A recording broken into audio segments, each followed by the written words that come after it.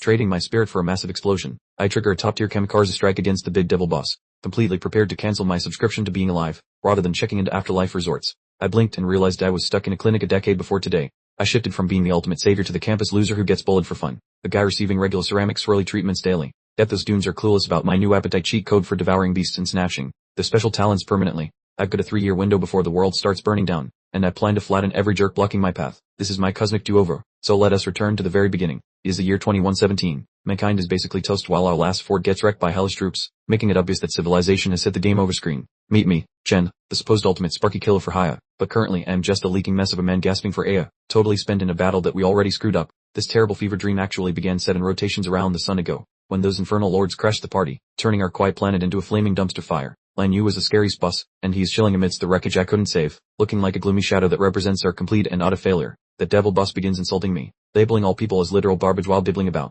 my attempt at being a champion, showing off that stereotypical bad dad pride, staring at my face with those neon crimson light bulbs, using strength that was honestly just cheating. Those hell rulers and the minions deleted everything in sight. Running away was impossible while they shredded our reality into tiny little bits. He extends a shiny talon to wrap things up, mentioning his plan to drink every ounce of my soul like a juice box. His energy spikes, forming a giant noisy orb of shadow, because apparently murdering me is not enough since he wants to turn me into a human battery. The overlord tells me to be a snack while crimson light spins around, and I can hear the distant crying of folks getting eaten by this terrifying force. A huge blast of power washes over the place in bright colors, and although it seems like the finale, my internal engine is beginning to resist. I clench my jaw, hating the thought of losing while ruby lines of force throb on my skin, forcing out a grumpy rejection to his face. Memories of my dead buddies, my teacher, and my kid siblings zoom past, and being the lone survivor, the tragic absence towers up my final Hail Mary play, which is actually the start. I bellow that those creeps have stolen every single person and item I actually loved. Intense fury within my speech rings unrefined and genuine. Golden sparks begin fizzing near my gums because I'm ready to blow myself up. If death comes to visit, that ugly beast is coming to the party too. My frame starts beaming like a giant glowing marshmallow of holiness while a loop symbol pops onto my ribs. I'm firing my top move, dumping my whole boast into this last punch. Everything glows bright with my noble intent to expire. Since they matter more than me, living is no longer the goal. Getting nasty revenge is the only thing left. I holler the tea is toast right before the power overflows, aiming to wreck the entire neighborhood in a massive boom. A huge beacon of glitter flies toward the clouds when I press the button for my super mega move. The villain washes with wide eyes, feeling the total desperation of mankind hitting his ugly face. The electric shocks turned him into a stiff statue, making his pupils shake with terror. He finally figures out he messed with the wrong spicy guy too late. Being cozy feels weird as my skin breaks into shiny crumbs. Inside these bits, I spot joyful bits of me and a tiny lady. My reason for all this trouble. Those glowing pieces display snapshots of family and my sensei alongside old blurry images of mom and dad. I'm ready to quit, excited to reunite in the great beyond. My last mental whispers are quite bummed out. I understand that despite this massive boom, my muscles failed to keep the planet spinning. So farewell everyone. Since my features melt away in the bright glare, I really wish I did more gym sessions. Life is unfair because my all was not quite enough. The bad guy howls like a confused baby, unable to believe peasants won the round, but the shine melts his skin into nothing before he can complain. My mind floats in a vanilla snowy space, praying for a rewind button to halt that initial creepy cave before everything turned into trash. Yet destiny likes to play jokes. I'm all over that initial wicked ruler, imagining if I just whacked the first creep so the world could stay normal. Visions of the city look quite pretty before everything toasted. My magic juice is running quite low while I ponder these sad scenarios. My loop necklace explodes into dust as my personal train reaches the final station. Out of nowhere the camera pans elsewhere, showing a dim bedroom with a tiny sunbeam. All that warm fire from the fight has vanished, swapped for a creepy, hush silence. My lids fly wide, yet I find a gentle glow instead of monster fingernails. I appear quite bewildered, sporting a tiny nose patch instead of holes. I'm chilling on a tidy small mattress inside a schoolroom or maybe a ward. My kicks are lined up downstairs, a regular thing that seems super spooky. I bolt upright quickly, patting my stomach to confirm I'm breathing. I wonder how I missed the symmetry trap, since my torso lacks the usual ventilation. I scan the area packed with band-aids and boring desks. The calm vibe is so weird that my eyeballs refuse to acknowledge reality. Trotting to the glass, I gaze at the orange evening horizon. It is pretty, but to a veteran of the end times, it feels like a bad trip. The board out front says University Wellness Center where pupils are scurrying everywhere. Folks are just yapping and existing like the apocalypse was just a bad rumor. I think my brain is leaking, since everything looks whole and humans are everywhere. According to my recent history, every last one of these dorks should be dust. Seconds pass before I see this is no spooky heaven or monster illusion. The weird truth is finally knocking on my skull door. I inspect my mug in the glass, poking my cheeks to verify my existence. I'm youthful, fresh, and not a corpse, which is when the gears shifted.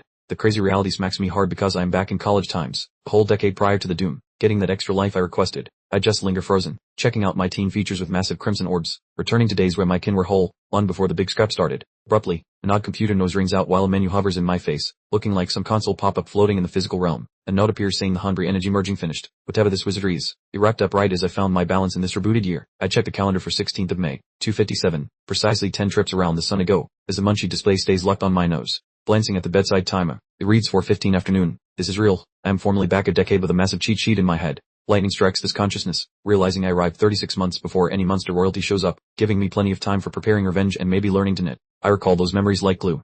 Around the year 260, a cranky royal jerk named Wrath makes his big scary entrance, officially kicking off the massive dumpster fire that ruined our peaceful lives. I recall his ugly mug, basically just collections of angry spaghetti and bad vibes crawling out from shadows to let basement-dwelling friends inside our world. That grumpy guy acted as a doorman for the underworld, inviting every single disaster over for parties, starting this whole messy end of our world situation. The total wreckage stays fresh in my mind, marking the point where everything went south. It stole every precious person I cherish. There is no way I am avoiding letting this run play out a second time. Staring at my palms, I sense the chance to rewrite the script. Because I'm back from the dead, playing the role of a pathetic victim is over, and this choice is definitely going to flip the table. My pupils spark with pure spite, promising to beat that angry demon and keep the infernal doors locked, which is my final chance to save our species. I refocus on that weird levitating window, wondering why hungry skill stalks me like needy video game interfaces since my morning coffee. That object is chilling inside my bedroom air right before this nose, guessing if it represents jet-lag symptoms or some fancy perk. Poking the display reveals personal stats, showing I am just some weak beginner named Chen, which feels like being trapped in buggy fantasy simulations. My hand passes through light for checking the hardware, confirming a magical iPad is tangible and exclusively tied to personal soul. That board shows triple digits for my brawn, hustle, endurance, and brain power, which is totally bizarre since I never signed up for this ranking nonsense. Back during my earlier existence, I simply battled using innate magic. The glowing pop-up represents a complete mystery box which I have not figured out how to use. I recall an old loser personality, just some mundane dude attempting to stay alive with whatever weak source abilities I could scrape together. Forget fancy menus, only sheer stubborn persistence. That form of life was a total disaster because I attended some fancy hero college just to be everyone's favorite target, spending years as campus floor mat. Checking the list of cool jobs like Space Wizard or Electric Ninja reminds me that only a few lucky folks get powers, even within the top groups. I was labeled a loser. I recall being a total dud during class who could not even cast sparks, resulting in me getting bullied by every single person in the building. The tiny cartoon version of me appears to mock my confusion, likely because some old brittle body landed me in clinics again, which is typical. Out of nowhere, the atmosphere starts to lag and flicker like a broken TV, making me gasp when I recognize the incoming weirdness. This shiny rectangle appears, displaying an electric killer job with full ratings across every category, even listing some top abilities, including skills like Godspeed, whereas I ignored whatever followed. Sudden realization strikes. My past job was a Zeppy murder hobo. It looks like this magical snack system gifted me my maxed out abilities. I begin pondering things. Maybe I triggered my special boy mode way too soon. If those playground jerks try anything, they are getting a face full of future consequences. New job found. Glowing rectangle spins while I focus on the card, feeling intense. I have graduated from being a human punching bag for high schoolers. It is time to demo my magic moves.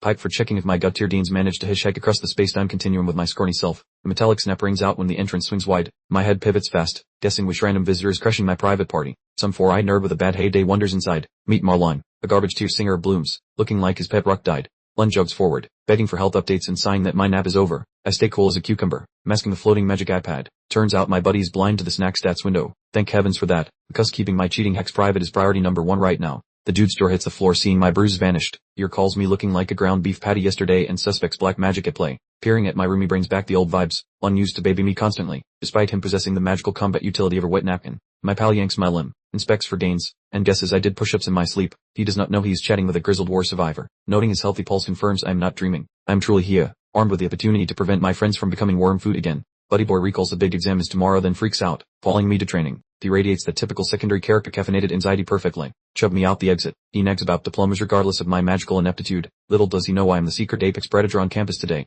We stroll into a gorgeous orange sky. I miss these boring normal afternoons. It is way better than the spicy flaming dumpster fire my life used to be. College kids fill the grass, giggling and showing off their low-level sparks. These poor suckers have no idea the apocalypse is currently reading its menu. Bros are playing competitive football with fireballs, having the time of their lives. Seeing genuine joy feels foreign, like I have been dead for a century. During our trek, I mutter about the surplus of living humans, weirding out Lun. He questions my sanity, probably wondering if I hit my head. Lun thinks a lap around the gym will fix my brain. The ex supportive, yet he cannot grasp the ginormous pile of trauma I'm letting around. Pet in the clouds. I recall losing my stuff. If I choose to be a potato, the world will burn again, same as before. No changes. I gaze at the dorms, but my brain sees piles of broken concrete and dust. Only I know the secret schedule for doomsday. It feels heavy. Gotta brew a scheme to gain levels immediately. I'm not going to be the pathetic scrub at the very bottom of the food pyramid today. To actually get buff, you must hunt critters near the local portals. I visualize some hero standing on a monster, soaking in the delicious shiny upgrade. Big issue. Massive companies own all the good grinding spots. Unless you sell your soul to a corporation, you are basically stuck playing with mud. Popping the menu open once more, I add the rankings from top to bottom, calculating where a level 1 scrub fits in this elitist high school clique, staring at my newbie status,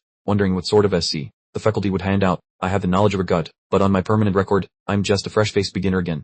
I glance at Marlon, thinking, I'm definitely a better student than him.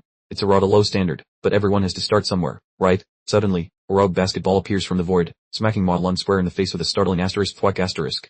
The poor chap had no inkling it was coming. Marlon goes down like a sack of potatoes, a painful groan escaping him as his nose starts a rather dramatic bloody performance. It's a classic low blow move, and it's abundantly clear someone engineered this. What happens next is quite the jaw-dropper. A gaggle of lads lounging on the steps erupt into a fit of giggles and cheers. One of them bellows, "Isn't that you and Marlon?" With an air of supreme satisfaction. The burly chap sporting a black tank top and a dog tag necklace peers down, a menacing smirk plastered on his face. He snickers, asking if we'd bounce back remarkably fast, the undeniable ringleader of this motley crew of tormentors. Marlon's hands tremble as he cradles his wounded face, muttering curses about our sheer misfortune in crossing paths with these hooligans once more. He's radiating pure dread, while I remain a statue, my expression entirely blank. The head honcho snickers, proclaiming to his dunes that he had a hunch we could handle a good drubbing. He's treating us like playthings for his personal amusement. He stands and demands to know why we neglected to fetch him a couple of beverage crates, given our supposed knowledge of his basketball activities. It's textbook petty blackmail, and he's clearly accustomed to having his demands met. Marlon immediately begins to grovel, offering to dash off and procure the drinks pronto, just to end this unpleasantness. These rascals have worn him down so thoroughly that his immediate reaction is pure capitulation, but my patience has evaporated. I inform Marlon that he bears no blame, then fix my gaze on the bullies, proclaiming that they are the ones who ought to be offering apologies. A colossal misstep, my friend. You haven't a clue who you're provoking right now. As I meet the eyes of my former tormentor, recognition hits like a bolt. It's that absolute scoundrel, Bin Cheng. His visage resurrects a cascade of memories I'd rather keep interred. My mind flashes back to our schoolyard days and the sheer awfulness of the torment I endured. Bin Cheng forcefully shoves my head into a sink basin. I'm practically submerged, water splashing everywhere, desperately gasping for air while my struggle echoes through the restroom. It was a truly pathetic scene. Bin Cheng restrains me with a single hand while his cronies guffaw like utter buffoons. I can still vividly recall the muffled choking sounds as I was subjected to this indignity before an audience. Marlon, my solitary genuine companion, was also present. Yet, his only recourse was to implore them to cease their cruelty. He was palpably frightened, shouting for them to halt their actions while he witnessed my ordeal. Bin Cheng remained utterly unmoved, a cruel smile twisting his features as he inquired why he should possibly desist. He even had the audacity to claim he was merely assisting me, like some sort of extreme tough love training session. He plunges my head even deeper, taunting my failure to manifest my latent abilities. In his warped worldview, a little dunking like this is precisely the jolt an undeveloped weakling requires to unlock the hidden potential. The assembled thugs erupt in a cacophony of harsh laughter, finding the entire situation the most hilarious spectacle they'd ever witnessed. This was a sort of toxic milieu I navigated daily before the world imploded. Eventually, they abandoned me, a sudden, shivering heap on the floor. Bin Cheng deems it dull and departs, illustrating his utter disdain for human life. The instant the aggressors vanish, Marlon rushes to my side, his face a mask of panic as he asks if I'm alright. I can perceive the raw desperation in his eyes as he attempts to rouse me. Even in my unconscious state, one thought persistently echoed, why can't they just leave us in peace? This poignant reflection reveals the deep-seated trauma that forged my path as a cold-blooded killer. A chilling realization settles upon the scene. True malevolence doesn't exclusively reside in some mythical demonic plane. It's right here, inhabiting the very fabric of our world. It wears the familiar face of a schoolyard bully. Bin Cheng halts his retreat, glancing back over his shoulder as if he detected a sound. He wears that characteristic expression of suspicious arrogance, the look of someone utterly convinced of their invincibility. But his luck is about to run out. The narrative underscores this point with considerable emphasis. It also thrives within the human sphere. Villains aren't solely creatures that emerge from shadowy abysses. Occasionally, they are the individuals standing right beside you. Bin Cheng swivels around with a sinister grin that could sour milk, his gaze practically radiating pure villainy.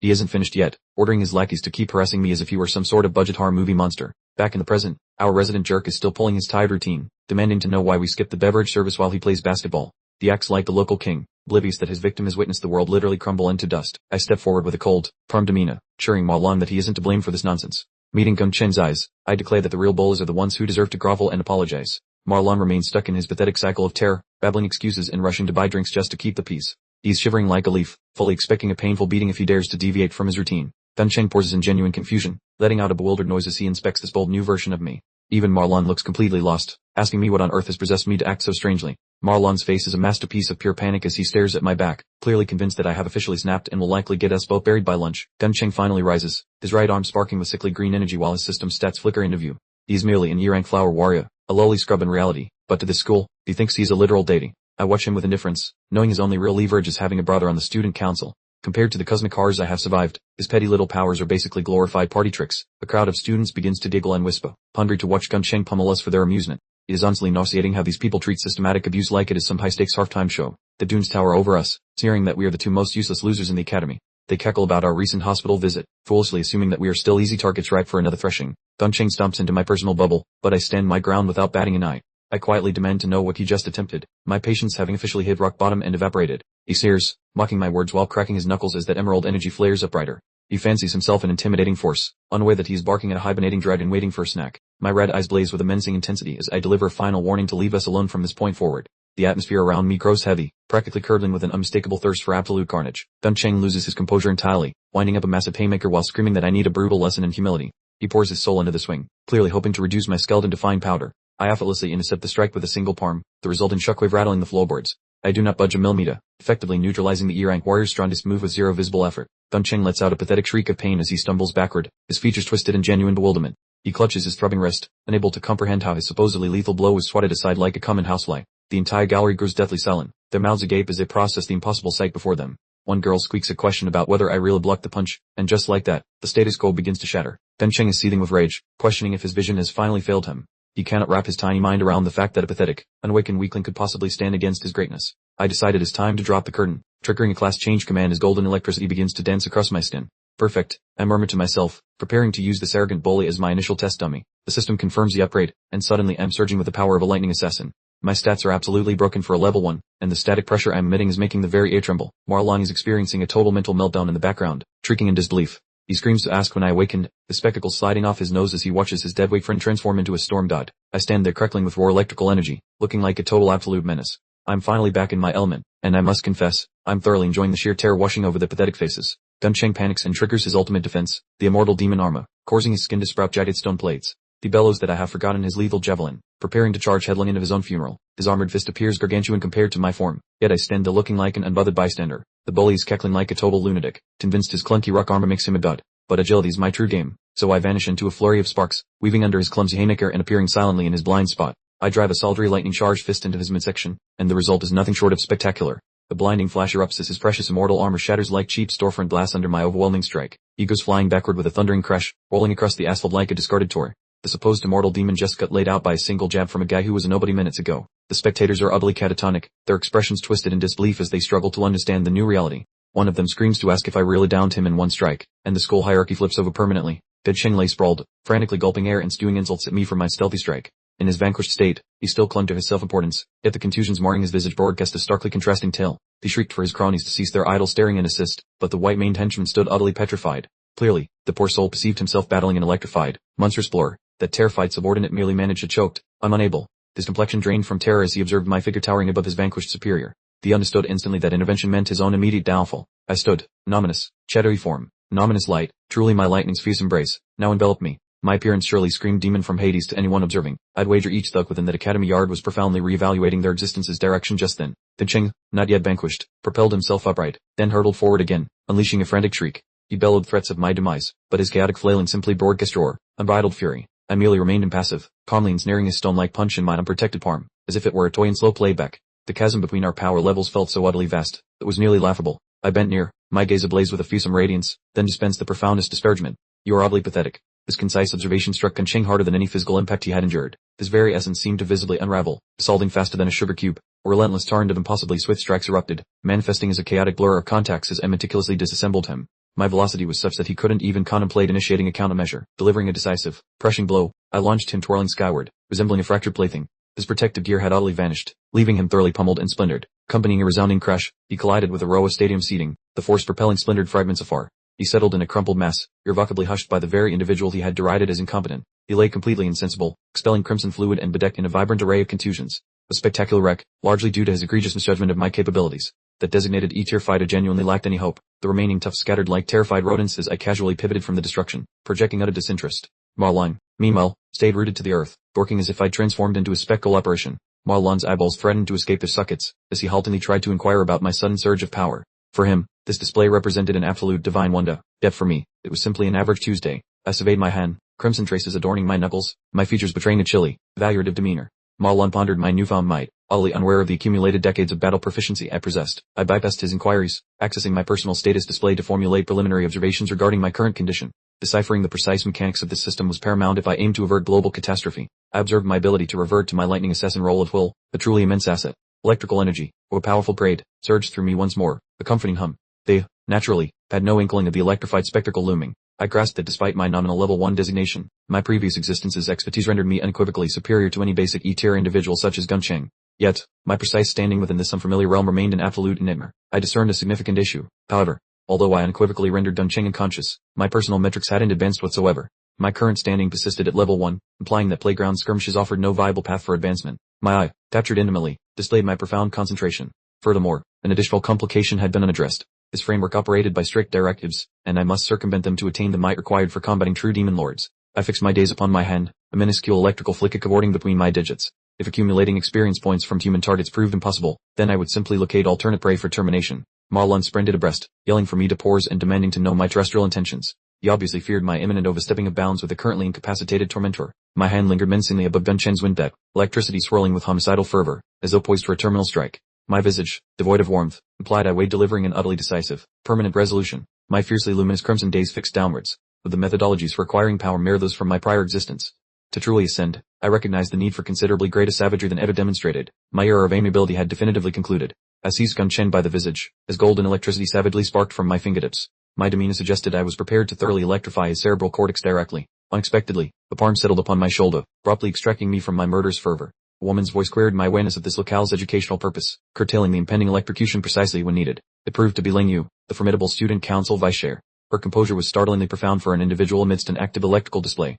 She projected a flawless scholarly image, yet it was evident she commanded the actual operations. She flashes a graceful grin, promising that Gunchen will cease bothering us, which is standard council damage control to keep things from turning into a crime scene. I remain unimpressed, questioning why the student government defends such human garbage while acting like I wasn't totally planning to turn that guy into fertilizer. I release him and wander off, leaving that battered mess behind as Ling Yu watches with narrowed eyes, marking the start of my new life as a public enemy. As we depart, I figure that unless I strike terror into these jerks, they will never quit, so being the nice guy is clearly off the table for this strategy. Rumors are spreading like wildfire. The students struggle to accept that the school bottom feeders flattened an E-rank warrior, making them avoid me like I have the plague. Ling Yu repeats the insult about us being losers, her shark days suggesting she has cracked my code and knows I am far more dangerous than my files show. Marlon sprints to catch up, still trembling from the fight, clearly worried that his quiet roommate has been replaced by some kind of high-octane secret agent. Back at the dorms, the exterior seems peaceful enough, but the interior is about to get chaotic as the reality of today's events finally begins to settle in. Marlon is having a complete mental breakdown in our room, screeching about my lightning skills and reenacting our scuffle with the flair of a bored theater kid. Our roommate Sanjua stares blankly, clearly unimpressed by the news that people are avoiding us,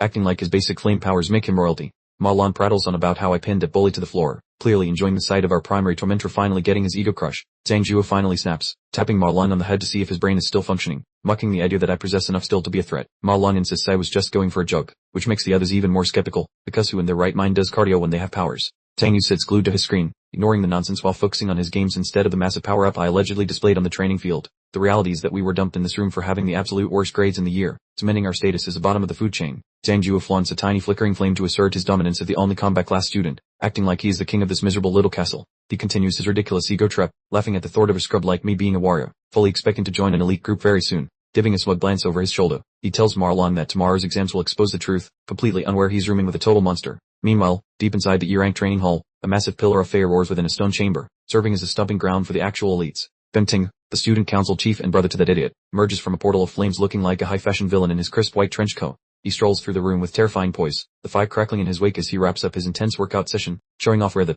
family actually dumped all the talent. He declares the training finished while his subordinates bow in deference, acting like a total pro who is about to deal with some messy household drama. He finds his brother waiting in the hallway covered in bandages, looking like a discarded money rather than the arrogant jerk who bothered us earlier. Dun Chang's blubbering and begging for revenge, desperately trying to play the victim to convince his brother to start a full-blown war on my behalf. Dun Ting stares at his pathetic brother with a cold, analytical gaze, his voice eerily calm as he suppresses a rage over his family name being dragged. He vows to handle the situation, which usually implies that someone is getting a permanent vacation to the infirmary to fix their broken pride and bones. We cut to a fancy dinner where someone carves a perfect steak, and a woman asks how he plans to deal with the troublemaker, piloting their elite lifestyle. Ling Yu is dining with Gun Ting, refusing to let him off the hook, while he dismisses his brother's loss as a minor issue rather than a total beatdown. Gun Ting seems contemplative, wondering if the rumors about my strength have any merit, preferring to calculate the risks rather than acting on impulse like his brother. Ling Yu complains how my club abducted every failing student throughout the whole facility. She essentially notes that I control each scrap of local talent with my thumb. She keeps blabbing, mentioning how average losers never level up since they are blocked from fun creature pits. The game is totally cheated and those folks represent the winners holding the remote. Although high society munches on fancy beef, I am sprinting through a massive storm,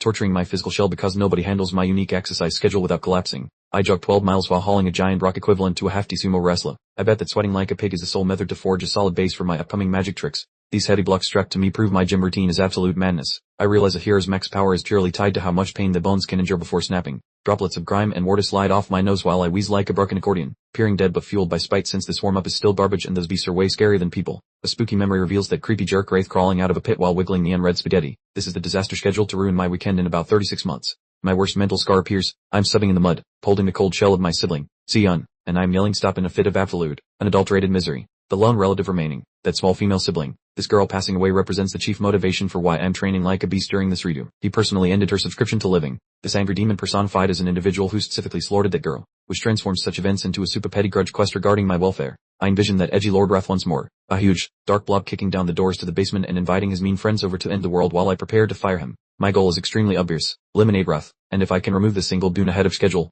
I could possibly rescue every person I missed. Returning to the now, I glare at the clouds with a face that screams serial killer vibes. I am not simply studying for exams but practicing to murder deities. I possess just 36 months until the drop and that villain is definitely hitting the gym every moment. If I fail to outpace his gains, I will just mess up once more. Out of nowhere, my pants begin rattling with a noisy hum, shaking me from my emo daydreaming as I grab my device, likely anticipating more annoying campus spam. My pulse freezes upon reading the contact name, Sion. My sibling is ringing my bell and for a brief heartbeat, I completely blanked on her being breathing in this reality. I pick up with a trembling, greetings, sounding like I might cry buckets just by listening to the tone since it is the initial moment I have felt genuinely exposed. She screams, wondering why her sibling spammed her phone all afternoon. She sounds totally fine and energetic while I just linger there in the center of the vacant road, soaked by the weather. She mentions she was busy at a tournament and her battery expired, but she expects a victory to cover their overdue bills. She's the identical busy bee air call and I have never felt luckier. I reflect on how, within the trash timeline, I begged the universe a million times for a simple reset. Basically, my desire was granted, and I will not squander a lone moment of this chance. She inquires if weather is falling nearby, hearing the static and questioning my silence. She is oblivious that her kin is currently revisiting his darkest horror just to rescue her.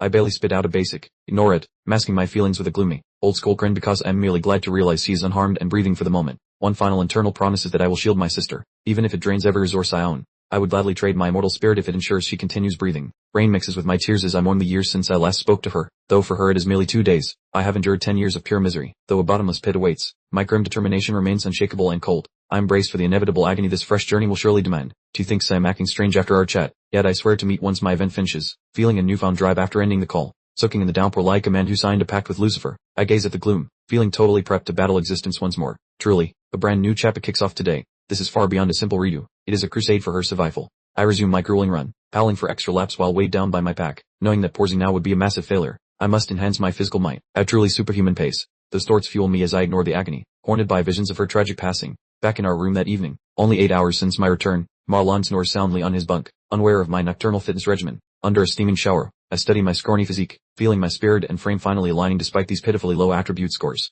I put on clothes with a fierce look, realizing cardio is not enough, because I desperately crave real combat skills to survive this world. I perch upon my mattress, pondering how to increase my rank. I must infiltrate a monster nest, yet, powerful factions hoard every single one, leaving a solo novice like me completely locked out of the action. It is a classic paradox, needing experience to gain entry, but needing entry to acquire that experience. My thoughts drift to that greedy ability I possess, and what its true nature might be. Just what is its actual function? Text pops into a glowing menu as I concentrate intensely on the strange interface. I have to discover if this tool lets me circumvent those greedy guild restrictions. Without warning, reality begins to stutter as the program boots up, with progress bar surging into a crimson hue, a wild visual glitch occurring right inside my living quarters. A massive bloodness display manifests while I'm dragged into a scarlet digital abyss, shrinking into a tiny speck amidst an ocean of malicious code. I drop toward a pool of ink, accompanied by a deafening roar, as if the very software is hungrily consuming my entire being. I crash into the fluid with a thunderous bang, dissolving into a sea of shadow and ruby. It feels as if I'm being teleported, headed toward a totally bizarre realm. That was the moment everything shifted. I wake up in a spooky nightmare zone, perched on a bloody puddle beneath some crooked monolith. My brain is spinning, and I'm fairly certain my bedroom is nowhere near this mess. Where am I? I whisper, hoping this is just a weird nap. My crimson eyes widen at the grotesque scenery. The gluttony system dumped me into its own backyard, which definitely lacks 5-star amenities. As I absorb this twisted reality, the scenery glitches and I tumble into a dark abyss. I land in a murky, freezing puddle with a loud thud, feeling the icy bite of this new world. Downward I continue to drift, cloaked in a swirling pink fog while falling deeper into the mystery. Howling winds blast my ears, confirming this is not just some average, boring, hallucination or daydream. I stabilize myself on a door-covered owl, gazing up at a jagged spire that stabs the heavens. What the heck is that building? I murmur, feeling an ominous vibe radiating from the jagged structure. Below, bravely growl breaks the silence as skeletal hounds crawl from the darkness. Their empty sockets flicker with blue embers, and it is obvious they have not eaten a decent meal in decades. The system labels them G-Rave hounds, E-rank critters made of bone and pure spite. They are minor pests, but in a swarm like this, they could easily chew an ordinary human to pieces. I remain calm, triggering a class shift while my eyes glow with electric focus. Am I inside a monster lair? Yellow sparks dancing around my skin. The lightning assassin is on the clock. My HUD confirms the swish, showing my fresh level 1 stats. I'm still confused about my sudden arrival, but right now, I have a pack of hungry bony mutts that need a permanent timeout. The hounds strike in a synchronized rush, snapping jaws lunging through the air. They are quick, but against someone who has tangled with actual demon overlords, they look like they are moving through molasses. I vanish in a flash of static, warping behind the alpha hound to deliver a brutal hit. I am moving so fast the beasts cannot track me, and their brittle armor shatters upon impact. With a nasty snap, I break a hound's skull, ending its existence instantly. The system grants me 3 fangs, confirming I can actually harvest loot in this weird subdimension. I continue my deadly routine, slicing through the pack like a heated blade through butter. Dealing with these E-tier losers is a total cakework, the perfect chance to calibrate my returning speed. I stomp on the last hound, sending it flying as it pains the floor. Everything feels so authentic. I watch my progression bar surge as several plus 52 EXP pins appear in my view. A massive level up notification hits my retinas. I'm already level 2. I can't hide my joy, because if I can grind real stats here, I have stumbled upon the ultimate cheat code for growth. My status window pops up, revealing a level 2 setup with boosted physical power and velocity. The system is ridiculously broken, and I'm starting to grasp how fast I can climb the ladder. I check my palms as a prompt says every base stat gain 5 points.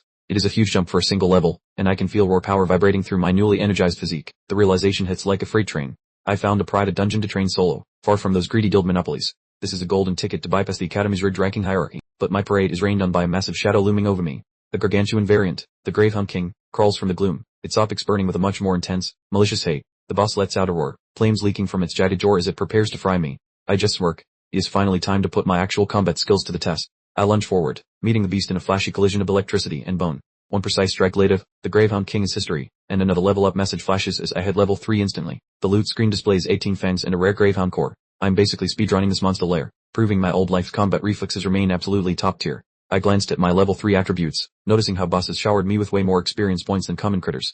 In mere minutes, I jumped up 2 levels, a feat that would take other folks ages of sweaty effort. All of a sudden, a peculiar pink notification box, emblazoned with the word Devour, popped up over the boss's remains. A strange humming sound filled the atmosphere, and I found myself just staring at it, utterly flabbergasted. In all my monster slaying escapades, I'd never encountered a phenomenon quite like this. What on earth do they mean by Devour? I wondered, my curiosity finally triumphing over any sense of self-preservation. I cast a glance back at the colossal carcass, the crimson prompt hanging there as if it were a forbidden piece of fruit. I was on the verge of uncovering the truly terrifying aspect of my newfound, ravenous ability. I extended my hand, and a blinding crimson radiance erupted forth, from the creature's leftovers. Can this really be happening? I inhaled sharply as energetic tendrils began to snake their way towards me. A colossal surge of power detonated outwards, nearly sending me tumbling over. It hit me with a startling impact, and I realized this must be the true essence of gluttony's might, not just a label, but a genuine, insatiable craving. The energy coalesced into a furious vortex swirling around me, siphoning the very essence from the fallen foe and channeling it straight into my spirit. It looked incredibly agonizing, yet the power I was assimilating was undeniably potent. I clenched my fist as the final vestiges of energy integrated into my being.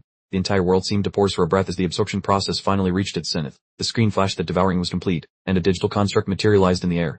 I had successfully consumed the boss, but the most exciting part was yet to reveal itself. A sapphire card depicting the Gravehound King appeared, displaying its attributes and a passive ability that bestowed a chilling physique. I gazed at it in utter astonishment, realizing I had just pilfered a monster's complete essence. So, the monster I gobbled up transformed into a card, I exclaimed, cradling the luminous azure rectangle in my palm. This changes absolutely everything. I'm not merely gaining levels, I'm assembling a formidable collection. The astonishing realization dawned on me. I could quite literally consume my adversaries and transmute them into my own unique character classes. I was essentially becoming a one-person army, capable of shifting abilities on the fly based on my recent vanquished foes. My crimson eyes were wide with shock as I peered at my reflection within the card. This wasn't just a run-of-the-mill leveling system. It was something far more ancient and profoundly perilous. I looked back at the crimson energy still swirling within my irises, recognizing this as a moment of truth. I was beginning to unravel the origins of this dreadful power, and the answer was quite chilling indeed. I stammered as a shadowy, infernal silhouette flashed through my consciousness. The sensation of this power felt disturbingly familiar, in the most dreadful way imaginable. The mental image of a tiny demon king materialized, looking precisely like the terrifying entity I'd battled in a prior existence. The connection was finally clicking into place, and it was enough to send shivers down anyone's spine. The energy continued to thrum around me as I understood I was essentially leveraging a monster's ultimate cheat code.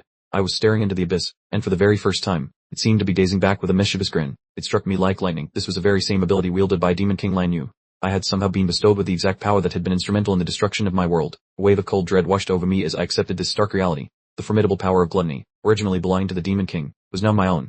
It was the ultimate twist of fate, using the very weapon of the enemy to safeguard humanity. I contemplated how everyone else in the world was permanently confined to a single class throughout their lives. Regardless of whether one became a celestial mage or a fiery warrior, they were irrevocably tied to their initial awakening. Until this very moment, I held up my pair of cards, one representing the agile lightning assassin and the other the icy Gravehound King. But now, I possessed 2 distinct classes simultaneously, having officially defied the most fundamental ordinance of this realm. I surveyed a formation of spectral monsters, realizing the potential was boundless. If I possessed the ability to consume other creatures, I could amass an infinite assortment of classes. The sheer magnitude of my capability was beginning to truly sink in. The classes, my mind shrieked the words as my eyes blazed with an intense crimson light. I am no longer merely a student, but a collector of souls, and my journey has just begun. I slowly regained my composure, gazing into the middle distance. Why was I the one singled out for such a daunting responsibility? Was this predetermined destiny, or merely a bizarre cosmic fluke that furnished me with infernal instruments? I refocused my attention on the colossal, craggy monolith looming ominously behind me. If this entire expanse serves as a proving ground for my gluttony, then the true trial must undoubtedly await me within that imposing structure. Abruptly, An earthquake rattles my teeth as a crushing ore drops me like a bad habit, leaving me wondering which nightmare spawned this murderous energy.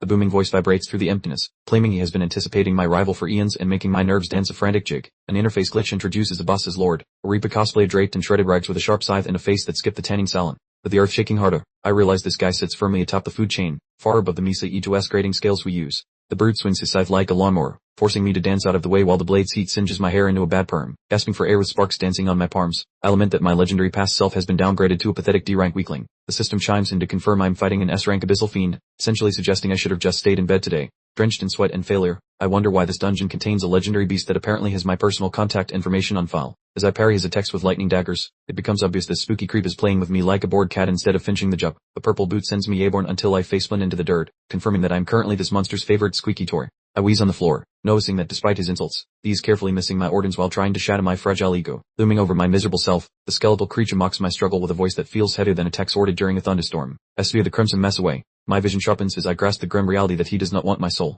He actually wants me to sign up as his new loyal underling. The Reaper plants his weapon and offers me a job guarding his gloomy tower, behaving like a dark deity making a terrible pitch to a peasant. I do not blink twice. My gaze ignites with intense, fiery rebellion, as I swear that no cosmic entity can force my hand. There is no chance I remain in this dumpster fire, dying with my pride intact, beats crawling around as a mindless pet. I drag myself upright, charging my lightning for a final foolish sprint, desperate to at least give this glorified bag of bones a scratch. My expression hardens into absolute grit. While blood paints my chest, I concentrate. Every single drop of my remaining mana. Now is the time to sink or swim, and I have chosen to make waves. His scythe emits a violet glow while he wonders if I'm feeling brave, knowing that my survival is purely due to his twisted sense of curiosity. Purple flames explode around us as the floor disintegrates, signaling that the boss is officially bored and ready to stop holding back his deadly temper. He issues his final warning, making the air vibrate with the intensity of his tower. The ground trembles so hard it looks like a cheap special effect, clearly demonstrating his massive energy output. Remain in this spot, or become a fine dust particle, he warns. Enormous boulders lift off the ground as the boss prepares to wipe me off the face of this dimension. The final decision is here, and it's a bad one either way. My face glows bright from the crackling electrical power, looking like I'm holding a disco ball.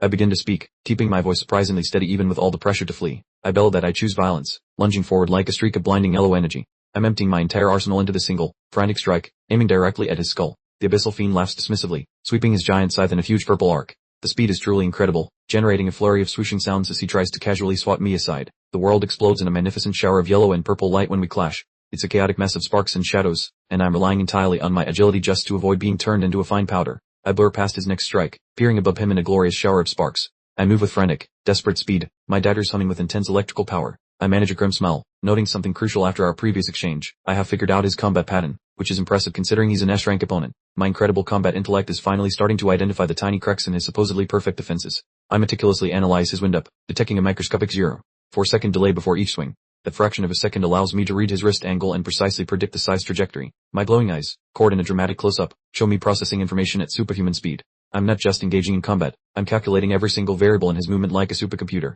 I avoid another slice by a hair's breadth, my daggers poised as I await the perfect opportunity, predicting the blade's path, and remaining perfectly calm amidst the chaos. I identify a second opportunity following a heavy strike. Specifically, he has a tiny, almost imperceptible 0.2-second recovery window. It's truly a minuscule and ridiculous amount of time, but for a lightning assassin like me, it feels like a glorious eternity. If I time this right and strike during his defenseless moment, I can instantly pierce his heart. I'm wagering absolutely everything on this single, split-second opportunity. I activate my electroblade ability, causing my daggers to become pure conduits for massive amounts of electricity.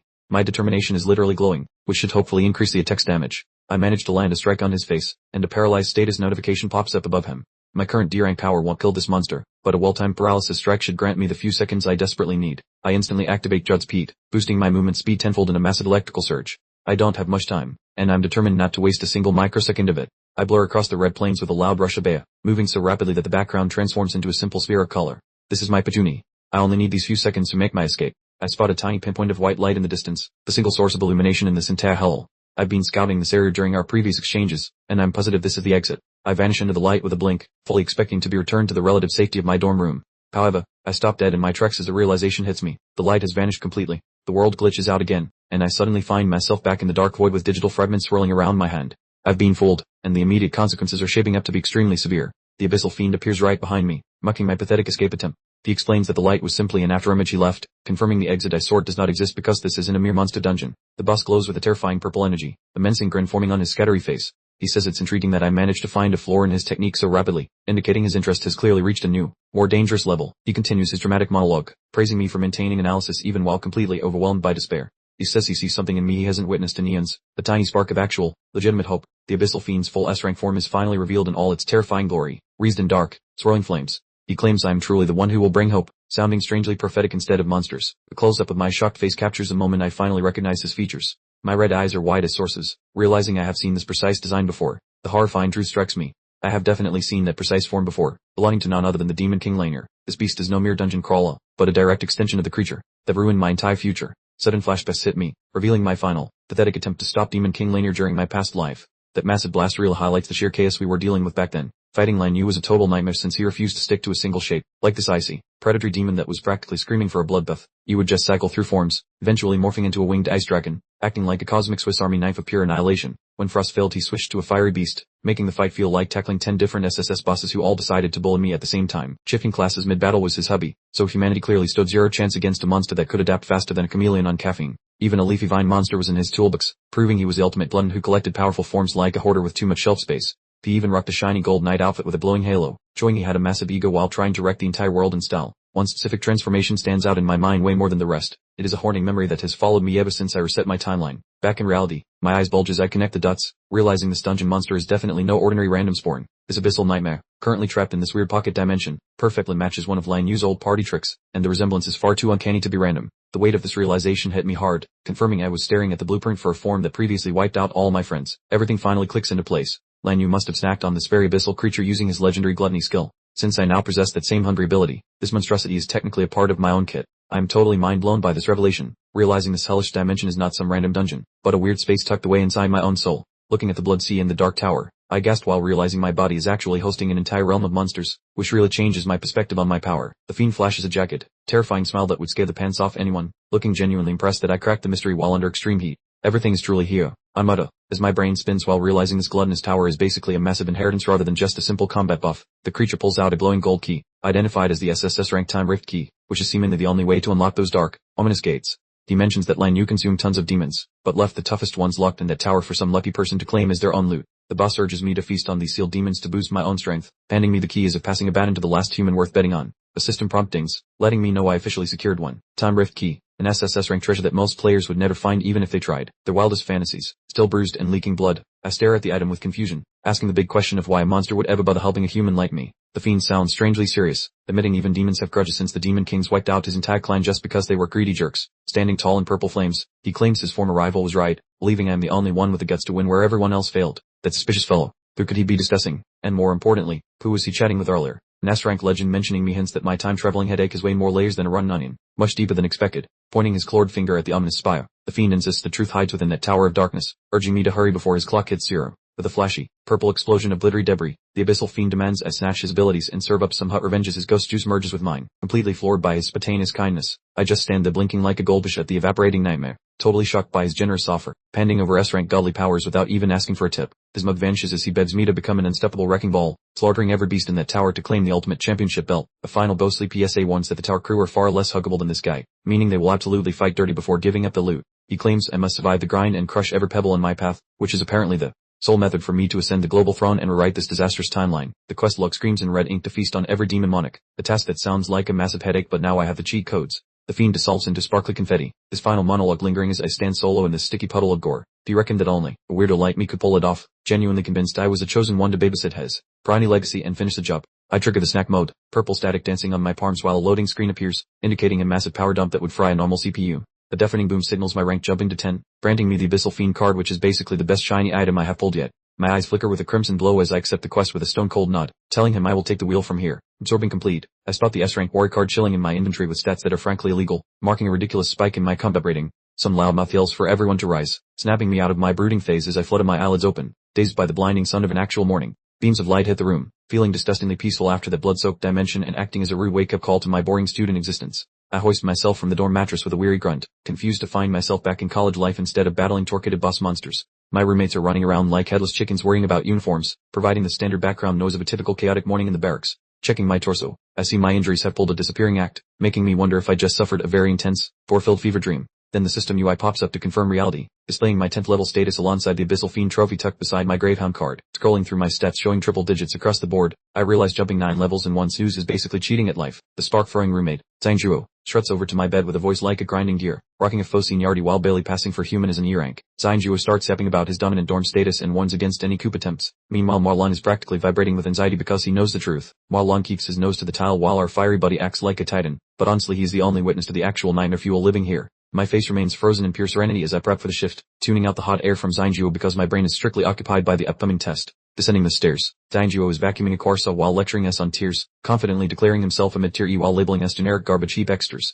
Check this dude inhaling high-carb pastries like oxygen. He is so intoxicated by his tiny rank that he is actually delivering a sermon on hierarchical power distances. He shows a diagram of the alphabet soup ranks from E to D, bragging about soloing 10 clones of us, though a pink tag marks D mid as elite, proving the bar here is basically on the floor. He assumes his status has spiked naturally because he avoided exams for 2 cycles, so I just keep moving quietly and let his mouth dig a nice deep hole. Marlon whispers that I should aim for a solid D today just to traumatize the local jerks. Little does he know I likely left the legendary S ranks in my dust. I mutter the words D rank with a thin, menacing grin, realizing that level would be a nap for me, yet I must decide how much heat to let out. We step onto the outdoor grounds and hit a wall of hundreds of students. The background noise is deafening and the static energy is buzzing through every single person. Zinejuo and Marlon are staring wide-eyed at the ocean of bodies for the ritual ceremony. It is the season finale of school events where the new elite gods emerge. Out of nowhere, Dunshin's dunes start bowling through the halls and barking orders for space. They are still riding high on ego until their eyes land on me. Those underlings freeze faster than a glitching game, faces draining of color from sheer horror. They are actually rattling like loose bolts seeing the guy who wrecked the leader. Zinejuo looks cluelessly between us, wondering if they are gazing at him, oblivious to the reality that they are focused on the shadow of death currently working beside him. I drift past them as if they are invisible background clutter, my simple presence sufficient to mute the same clowns who were just shrieking orders at the commoners. The thugs actually lower their heads and stutter. Master Zaichen, as I glide forward, behaving more obediently toward me than they ever did for their own chief. Marlon and the gang look on with broken jaws as the school's prime troublemakers surrender completely, shouting that Zaichen has arrived like I'm a returning general. Zinejuo is having a logical meltdown over the politeness to the 0-star loser he was mocking earlier, while Marlon just sports annoying, tiny smirk. I maintain my stroll with fists buried in my jacket, totally unimpressed by the drama, considering I have much bigger dragons to skin than some petrified help. Suddenly, a booming roar cuts through the open plaza and causes my vision to sharpen. I know that frequency from someone who lacks the healthy fear others share. There stands Chengdai, a fancy student council deputy, rocking a loud floral print under a trench coat and using that generic wealthy antagonist energy. He cackles about hearing news of someone scuffling with Gun Cheng, then mocks me by asking if I know that Cheng is related to the legendary president. The surrounding crowd is whispering his name like a curse, calling him Chengdai from the council. Apparently he's the president's main dog and a notorious bullet. Marlon and my roomies are instantly terrified, realizing a D-rank big shot is lucking sights on me, the guy who exists in a whole other weight class. Chengdai invades my personal bubble with way too much confidence, asserting that he possesses an incredibly gifted sense of smell, because he thinks he can sniff out whenever a powerhouse is nearby.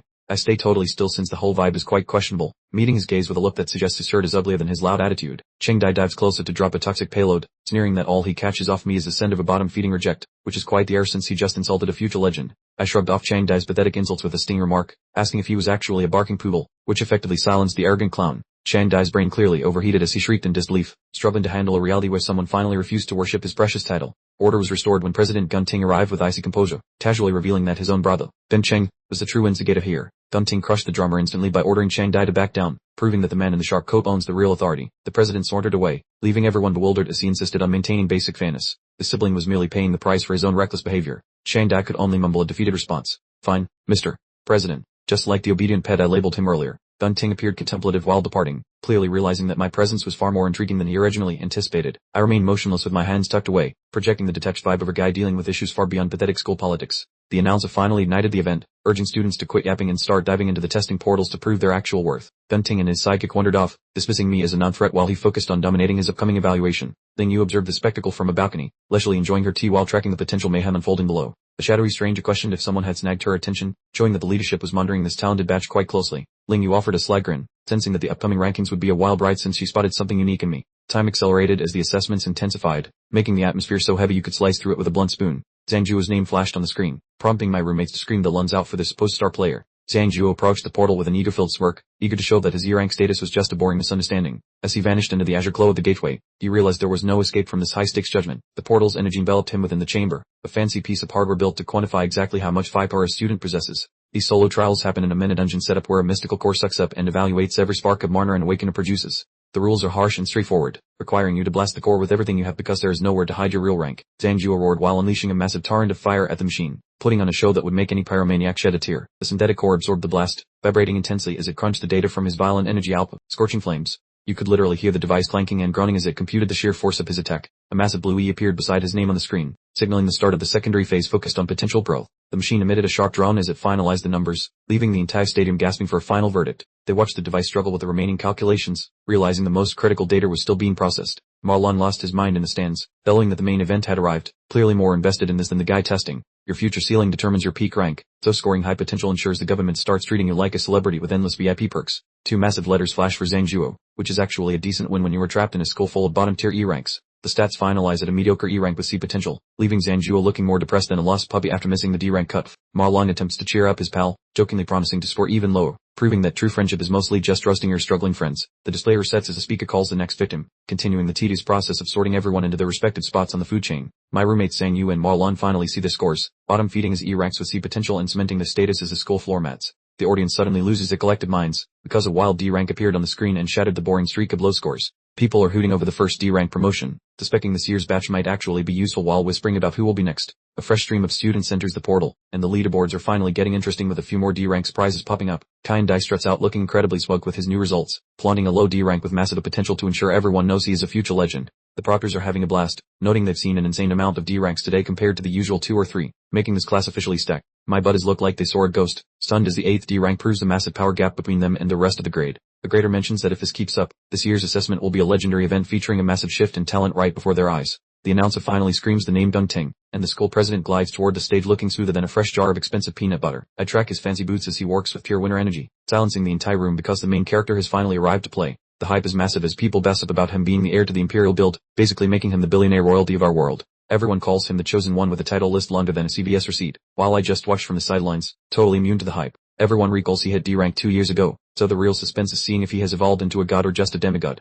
The robotic eyeball of the core blinks open like a horror movie prop, ready to swallow whatever crazy amount of juice the golden boy emits. A heady mechanical rhythm thumps through the room, and the air is getting so thick with tension that you could probably eat it. Dun Ting stands before the device, looking totally relaxed with his hands in his pockets, basically winning the award for being too cool for school. He tells himself to sandbag a little today, wanting to save his true strength for graduation to make the biggest possible splash for the elite scouts. His gaze flickers with menace, confident that even his leftovers are enough to stay at the top, which is peak ego but totally factual. The deer starts screaming while trying to math his power level, looking like it might actually explode from the sheer amount of energy he just discharged. The seasoned tester looks like he saw a ghost, turning pale while stammering about a screen color that absolutely should not exist for a student. The board reveals a high D rank with S tier potential, making this a national miracle that is basically as rare as a politician telling the truth. The whole stadium turns into a mosh pit, with people shrieking because S rank potential means he is basically a guaranteed god in training. Cheng Dai is screaming for his life, yelling Lun Live the president, while working overtime to be the world's most dedicated fanboy. My roomies are in total shock as Marlon shouts about witnessing history, while I just stay silent and watch the screen with my creepy glowing red eyes. The head proctor is in a total panic, demanding an immediate report to the bosses because an S-rank kid is a global treasure that could shift the entire world's power balance.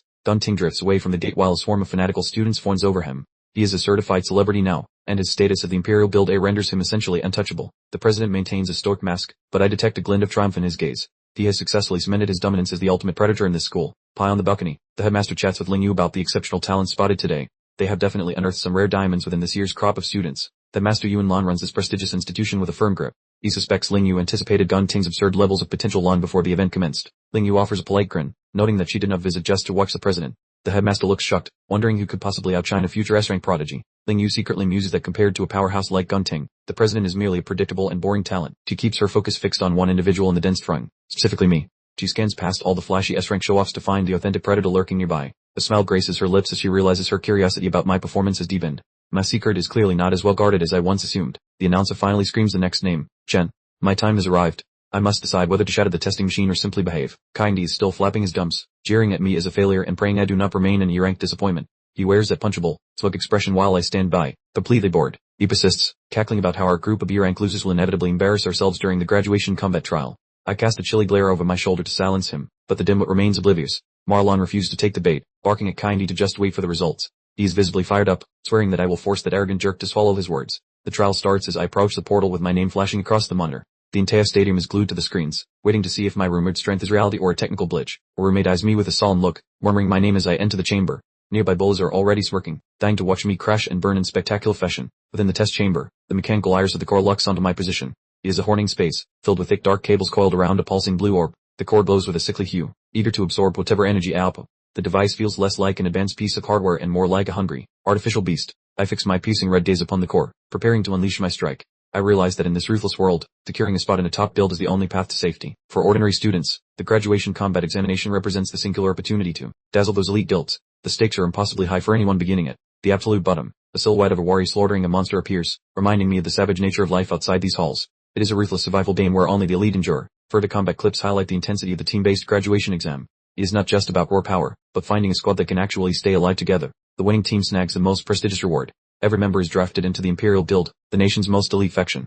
It is basically a golden ticket to absolute power. The regulations for the graduation combat examination are explicitly defined. It is a squad-based challenge where you pick your 10 partners. Your entire destiny rests on the group standing by your side. The display illustrates a silhouette of the majestic Imperial Guild fortress, emphasizing exactly what everyone is struggling to achieve. This is why these rankings function as a massive, clandestine recruiting drive. I spot the guild emblem. These tests are not just for show, as they serve a far more strategic purpose for the pupils and the guilds. Observing the clever youngsters gazing at the display shows me how crucial this moment is, since groups assemble here while the super ones get the boot. Mr. Chang giggles beside his latest pet project, a low-life trainee called Yanlin, as he crafts a superior squad from the newest data to swipe every prime asset Erla. Chang brags that group of 10 is finished with top-tier losers, even intending to grab Gunting's sibling, Deng Cheng, to ensure they win the upcoming brawl. Hunting for allies is essentially the primary activity now, everyone scrambling to cozy up to the monsters, and in such chaotic places, successful cliques form within seconds. Gunting is swamped by loud sycophants and cronies, radiating major star energy, especially since his flock is already crowning him the god of the next test. My pals look totally miserable on the flip side, loitering alone while Victor's party, proving that cool kids mingle while the failures get left in the dust. The gigantic notification stresses the point about the worst alliance, depicting a cycle where those at the bottom find it impossible to secure any decent companionship. It is simply the cold way of the wilderness, because the universe ignores equity and focuses on outcomes, ensuring the pathetic specimens are tossed aside. Marlong is leaking sweat, glancing at his watch and fretting about my duration inside, since he is losing conviction that any sort of upgrade could occur. The monitor displays empty stats for me, making the mob assume I'm too pathetic to even count, while a neighbor mumbles sadly that nothing has altered. Random observers start cackling, suggesting I'm probably too MP to even tickle the sensors, so they prepare to leave because they think the drama is over. Qing Dai mocks the trash heap kids, suggesting to Gunting they stop loitering, and prepares to head the sing-along club because the lineup is already filled. Gunting looks quite weary as he nods, instructing Kind Dai to gather the rest so they can vanish, having fully written me off as garbage. All of a sudden, the display starts to seize up with a frantic hum, meaning stuff is happening inside that the hardware was definitely not built to process. A fancy blue symbol for elite stats pops up, freezing everyone in the room as they wash, while Gunting turns around looking rattled by the underdog. My mates are stunned, eyeballs practically bouncing off the ground as they gork at the screen, unable to grasp that their normal buddy somehow hit high rank status. Marlon is basically exploding with excitement, bouncing and hollowing about his predictions, absolutely rubbing my success into the faces of every single hater nearby. Gunting and his pal look absolutely terrified, with the latter making a squeaky noise, because seeing a high-tier grade is crazy unexpected for a regular kid. The Dismo begins to vibrate with heady impacts as its sender fails to manage the load, while a glowing alert warns about major glitches in the magic orb. The gadget explicitly states that findings might be garbage and demands another go, which basically means I am destroying the school's most expensive hardware. Sitting inside, I'm simply scrolling through my level 10 info on my private HUD, realizing that even without specialized skills, my default self is super strong. I conclude that playtime is officially over so I can push this box to its brink, wearing a smirk that says I will ruin everything. I hop into my Hound Master form, instantly sporting a bum-face guard while sizzling with sparks, and the ambient vibe in the chamber gets way more intense. Next up, I will try this with my crudest available roll. If my low-level beer creates case, then the faculty is totally doomed today. The screen flickers wildly as numbers dance to catch the fresh vibe, and the crowd gets jittery while the foundations of the hall begin to tremor. A massive blue sea rank appears with an obnoxious drone, leaving everyone speechless as they watch my score continue its rapid upward hike. Onlookers are screeching, demanding answers about why my level jumped again, because skipping so many grades in 12 hours is unheard of at this place. Thunding stares with a mixture of terror and alarm as the scores shift, having never witnessed the diagnostic gear act so unhinged in all his days. The head examiner is having a meltdown, screaming about the changing figures and suspecting a massive internal failure, clearly confused by my unpredictable surge in power. Another glitch notification flashes, requesting that I repeat the evaluation once more. My hardware looks ready to spontaneously combust from the strain of it all. A metal sensor unit is vibrating and leaking lubricant, appearing stretched to its outer limit. Rhythmic bangs increase in volume, echoing through the chamber. I choose to push further, initiating a switch in rolls to see what happens next. I'm curious if adding my secondary categories will finish off the remaining components. My demonic presence materializes, twisting the atmosphere into a cyclone of violet and rose light. These tier 10 fluctuations are far beyond what this budget hardware can process. The dark outline looms over my shoulders, emitting thick waves of light across the tile floor. I remark, sounding like a sovereign leader, that the full examination begins now. The center unit emits a heavy vibration as structural failure nears, glowing with an erratic lilac radiance. It pulsates heavily, similar to a biological pump reaching maximum pressure. Deep tremors vibrate across the academy grounds while storm clouds circle above the rafters. Electric bolts hit the pavement, making the sky look like a disaster movie finale. Intense static forms a shadowy twister inside the evaluation ring, sending nearby observers toward the exits. The simple braid check transforms into a chaotic weather event.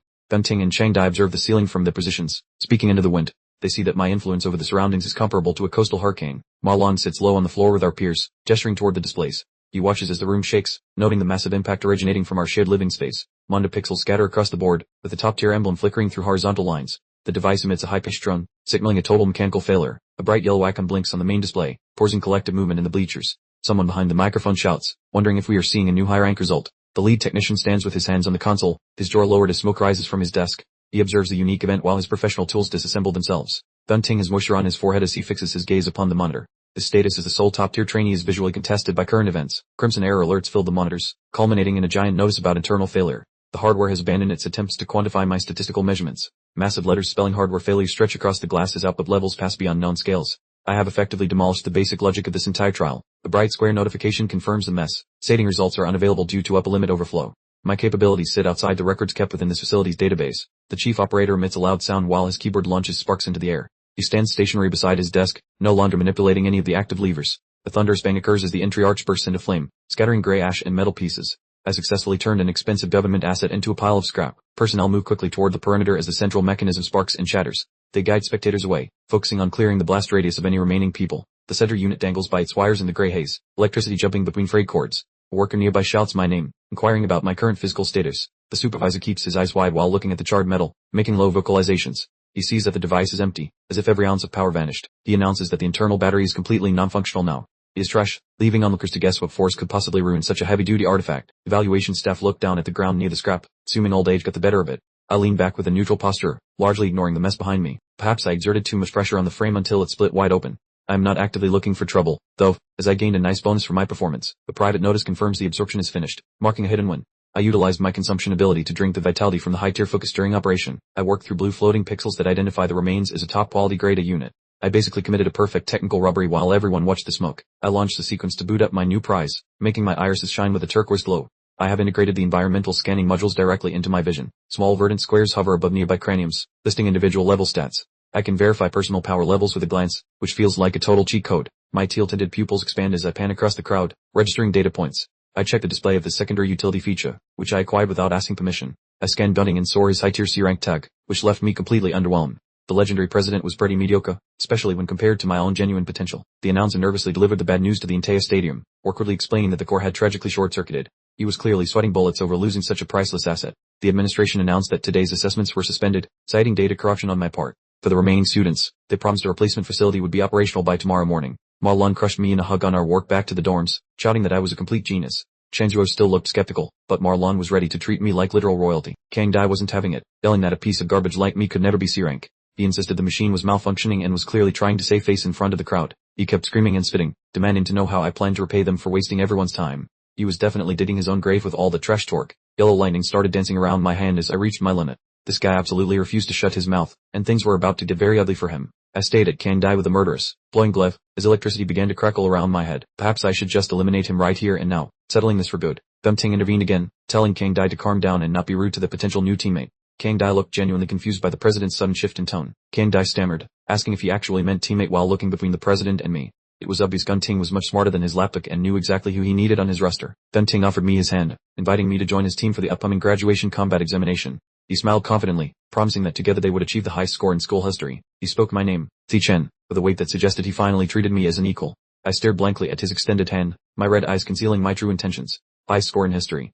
We shall see about that, buddy. The tension on the field was so thick you could slice it with a knife. Everyone in the stadium was losing their minds because the legendary Gunting was personally inviting a total unknown like me to join his elite squad. Kang Dai was absolutely furious in the background, grinding his teeth so hard they might shatter. He was already having a meltdown about having to kick someone off the team to make room for a guy he considered a loser. I stood there with my usual deadpan expression, completely unfazed by the spotlight. The crowd was whispering, wondering what made me so special when so many others had tried to bribe their way onto the president's team and failed. Kang Dai clenched his fist, realizing he was stuck in a corner. Since the invitation came directly from the president, he was forced to be polite in public, even though he clearly wanted to explode. His smile was faker than a $3 bill. Kang Dai forced out a welcome to the team, but you could practically see the smoke rising from his head. He was grinding his teeth so hard it looked painful. Kang Dai looked like he was short-circuiting, totally unable to process that someone actually said no to the strongest team in the school. He seemed to be on the verge of a literal heart attack from the disrespect. I could see him sweating profusely, his eyes wide as saucers and trembling.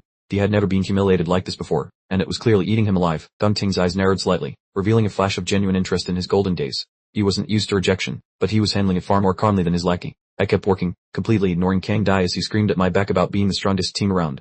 I muttered that I didn't care, delivering the ultimate good lust. My red eyes flared with terrifying intensity. I informed Kang Dai he was too loud and issued a final warning to never bother me again. Pure, unadulterated savagery. Kang Dai was having a full-blown cartoon meltdown, his face turning beet red as he screamed into the void. Meanwhile, my roommates and I casually strolled back to the dorm as if nothing had happened. The campus gossip machine went into overdrive as students whispered about my serious guts for rejecting the president. They were completely shocked, but had to respect the audacity. I was lost in my own thoughts, already planning my next 10 moves. People were beginning to realize that if I rejected the top team, I must be aiming for that number 1 solo spot. Ma Long and the other roommates were low-key terrified, yet also impressed, laughing hysterically at the bull's face. They knew I was brave, but definitely suspected I was slightly unhinged too. Gunting watched me leave, telling his angry lackey not to worry about it. He recognized that I wasn't just being difficult, but actually had a master plan of my own. The school grounds were finally beginning to empty after the most dramatic assessment day in history. The quiet after the storm was definitely not going to last for long. High above, the Master Yuanlun chatted with Ling Yu, expressing disappointment that the two powerhouses hadn't teamed up. He had been hoping for a new school record, but realized he would have to settle for an intense rivalry instead. Ling Yu merely flashes an animecaps work, relishing how the chaos unfolds with such delightful flair. As she clearly enjoys watching the world incinerate for a laugh, she notes that Gunting has been perpetually pampered since birth, so my rejection feels like a formal declaration of war to his fragile, silver-spooned ego. However, she warns that the president is no mere pushover, but rather a bona fide monster who despises anyone daring to bruise his immense vanity. While Zhang Dai whines incessantly about my success being a system glitch, he is coping with such pathetic intensity that it has become truly painful to witness. Gunting gazes ahead with steely focus, questioning the assessment results while swearing that he will never permit anyone to snatch his top-tier ranking away. Chang Dai is already concocting some nefarious schemes, muttering about teaching me a harsh lesson while eagerly seeking any pretext to resume his bullying habits. The president silences him instantly, sarcastically asking if he appears petty, causing Chang Dai to backtrack rapidly in fear of displeasing his true superior. Gunting departs, announcing he has lost interest in karaoke, though I can see my rejection clearly stunned him despite his attempts to play it cool. Before leaving, he offers Chang Dai a cryptic warning that whatever follows is entirely his own business, essentially handing him a green light for off-campus violence. Chang Dai just stares at his leader's back, his devious mind churning slowly as he fully digests the message to do whatever he desires without restriction. A sinister villainous grin spreads across his face, signaling that open season has commenced on me and school regulations no longer apply to his plans. 10 minutes later, his lackey swarmed the stairwell searching for a victim, only to discover that I have already slipped off campus to their surprise.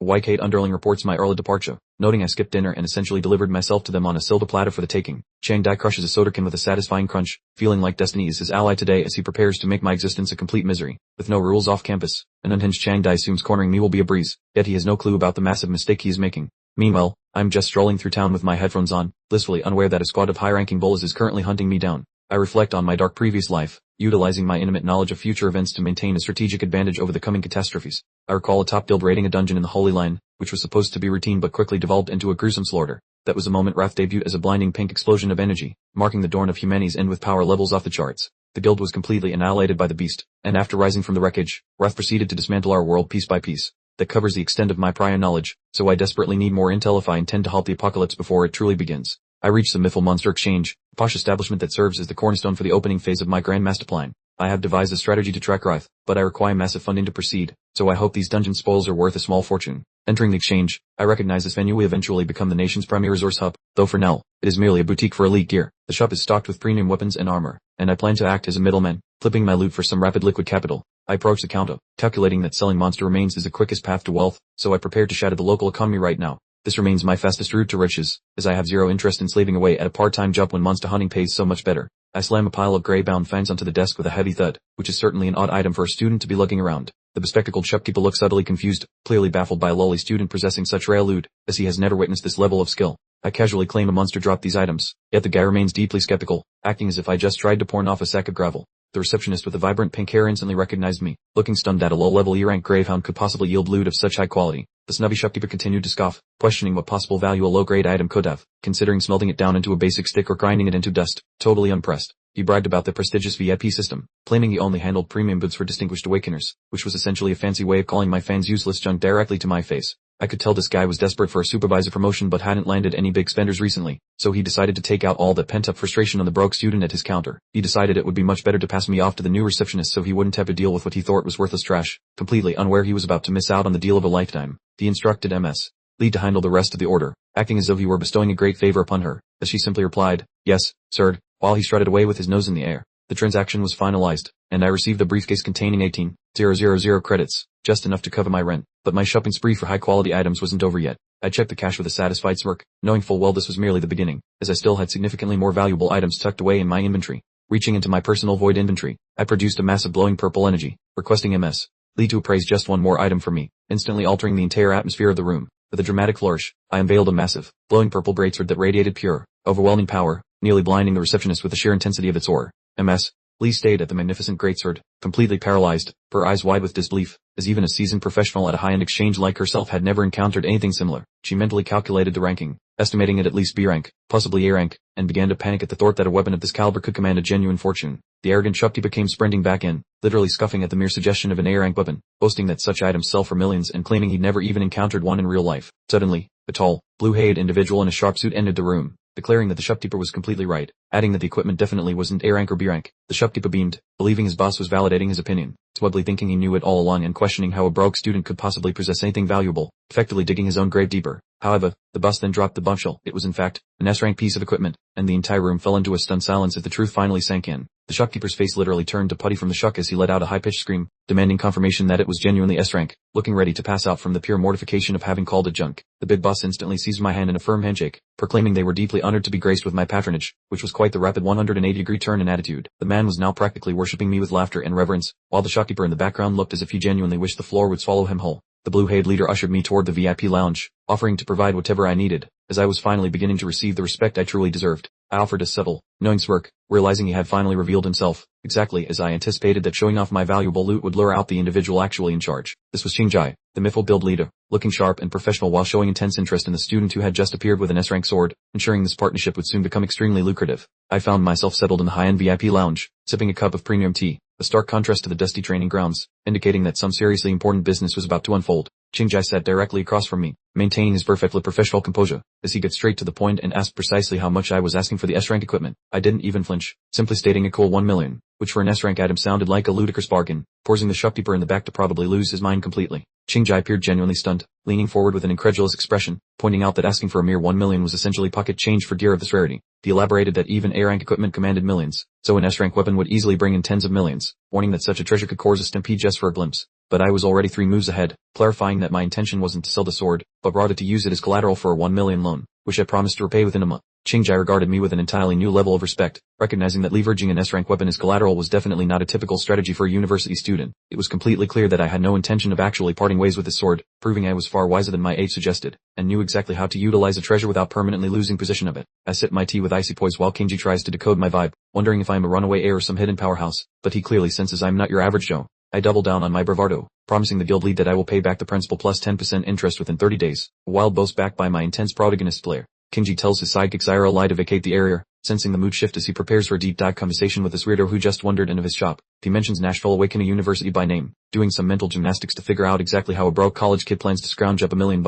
A smirk crosses his face as he realizes the school seniors are nearing graduation, proving he has connected the dots regarding the timing of the massive combat exam. Qingjai notes the $1 million credit prize for winning the exam, which matches my loan schedule perfectly, essentially confirming that I fully intend to snatch the gold medal. He leans in with a piercing gaze, asking if his deduction is spot on, wondering if I possess the guts to bet an S-rank blade on my own championship performance. I remain perfectly still with my eyes flickering in a crimson hue, as my aura conveys the answer without me ever needing to utter a single syllable. Qingjai assumes I must be desperate to risk such a legendary heirloom, clearly impressed by the sheer insanity required to use a top-tier sword as a collateral pawn. He flashes a knowing grin, deciding the mystery is solved, and concludes that he is about to propose a partnership that will be impossible for me to decline. Instead of the requested $1 million, he bumps it up to $1.5 million with 0 interest for the month, proving he is playing the long game with my talent. He frames the deal as the start of a beautiful friendship, knowing smart merchants bet on elite students before they become household names or absolute legends. I mask my shock at these generous terms, since my life is usually a series of bitter struggles rather than surprisingly fair deals like this. Qingjai swears the details will stay under wraps and asks that I make Mythal my main trading hub in the future, which is a top-tier boss move. He deserves credit for decoding my situation so rapidly, choosing to foster a long-term alliance rather than trying to squeeze every cent out of a kid.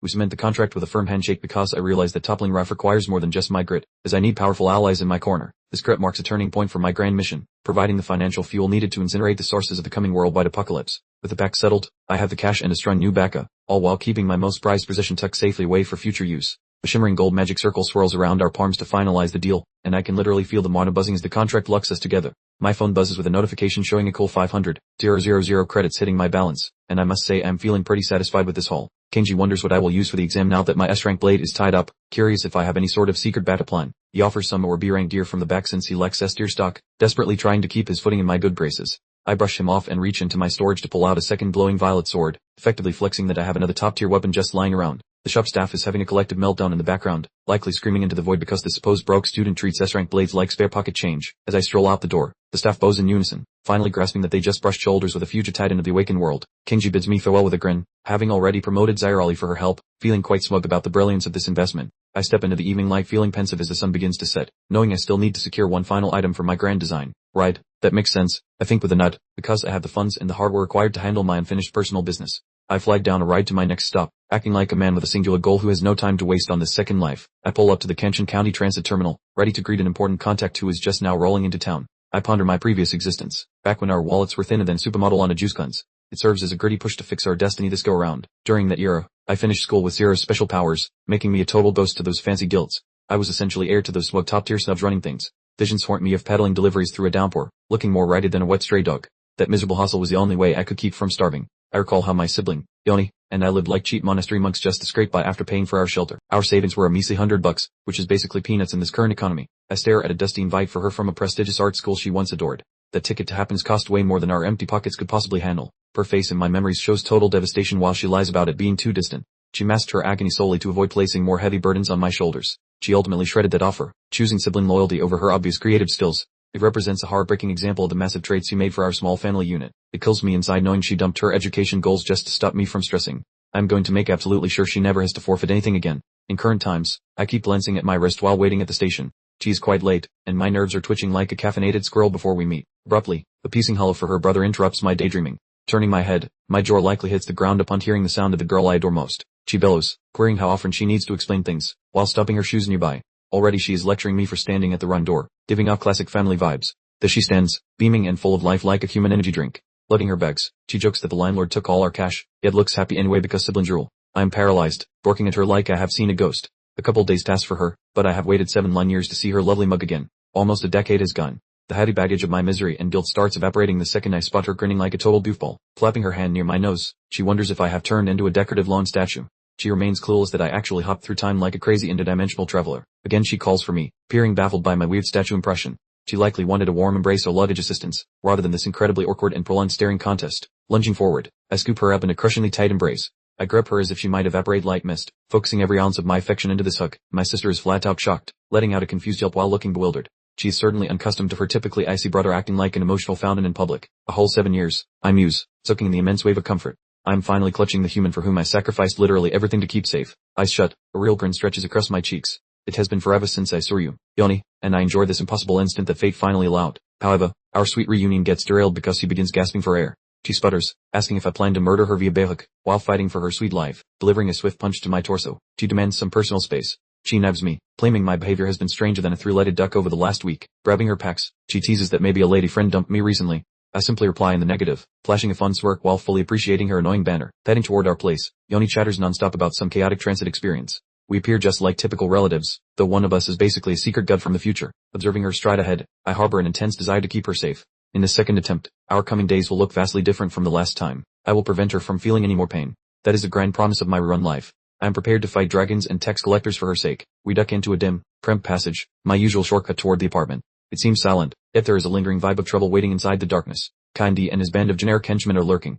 He signals them to vanish, planning an ambush for whenever I arrive, which is honestly the peak of cowardice. The punk wears a nasty scowl, cackling with a smoke hanging from his lips. He vows to teach me a lesson for annoying him, though he real lacks intel on who is actually working his way. Keep watching. My schedule for entertaining these losers is now permanently closed, peering toward the void through a bone-shattering focus, as I advise those playground menaces to disappear forever, demonstrating that my tolerance has officially bottomed out completely. Down within a shattery car door, a henchman leaks nervous moisture, questioning his boss regarding the backup strategy while clutching a timber blade as if he possessed skills. The punk just sneers while inhaling Texans, acting like he owns the place and claiming he intended a minor tutorial, though my fresh vibe is clearly ruining his mood. Those masked dorks crave violence, promising to beat me until I miss my own diploma ceremony. Yet these clowns have way too much ego for people destined to be dismantled by a temporal traveler. The jerk unsheathes a blade, his face warping into a creepy grin as the interface identifies a low-rank killer, and he prepares to pounce while labeling me a fraud before the brawl starts. The camera pans to me and my sibling, strolling toward our apartment under a clear sky, and she is already lecturing me, noting that I have behaved like a complete weirdo recently. Si-yoon continues her rant, calling me a simpleton who usually avoids deep feelings, but she has no clue that I survived a literal apocalypse since we last spoke over tea.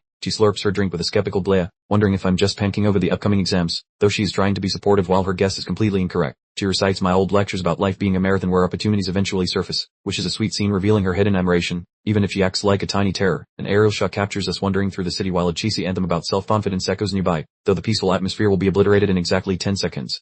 My sister gives me a side eye, convinced my toughness is just a classic case of fragile male ego, and she is perceptive, yet she cannot fathom her brother is a gut-tier beast in a blaze. I flash a subtle grin, realizing she has detected my change even if she cannot identify it, and I know she still thinks we are just broke teenagers, so I am happy to maintain that lie. The hooligans are lurking in a dark passage, observing that I am not working alone, and a minion mumbles that I brought a girl, which makes this encounter much more volatile. My sibling keeps blathering on, claiming that I'm starting to look like an old man, being totally oblivious to the fact that we are currently being hunted by budget hitmen. The head jerk and his masked circus act watch from the gloom, looking like total cowards, and they are waiting for a gap to strike while showing zero concern for bystander safety. The main idiot begins laughing like a madman, noting the total lack of security cameras in this spot, so he believes he hit the jackpot when he is actually entering a world of horror. My pupils glow a deep crimson as I detect a familiar stench, recognizing the student council nerds who have an incredible amount of audacity to shadow me to my doorstep.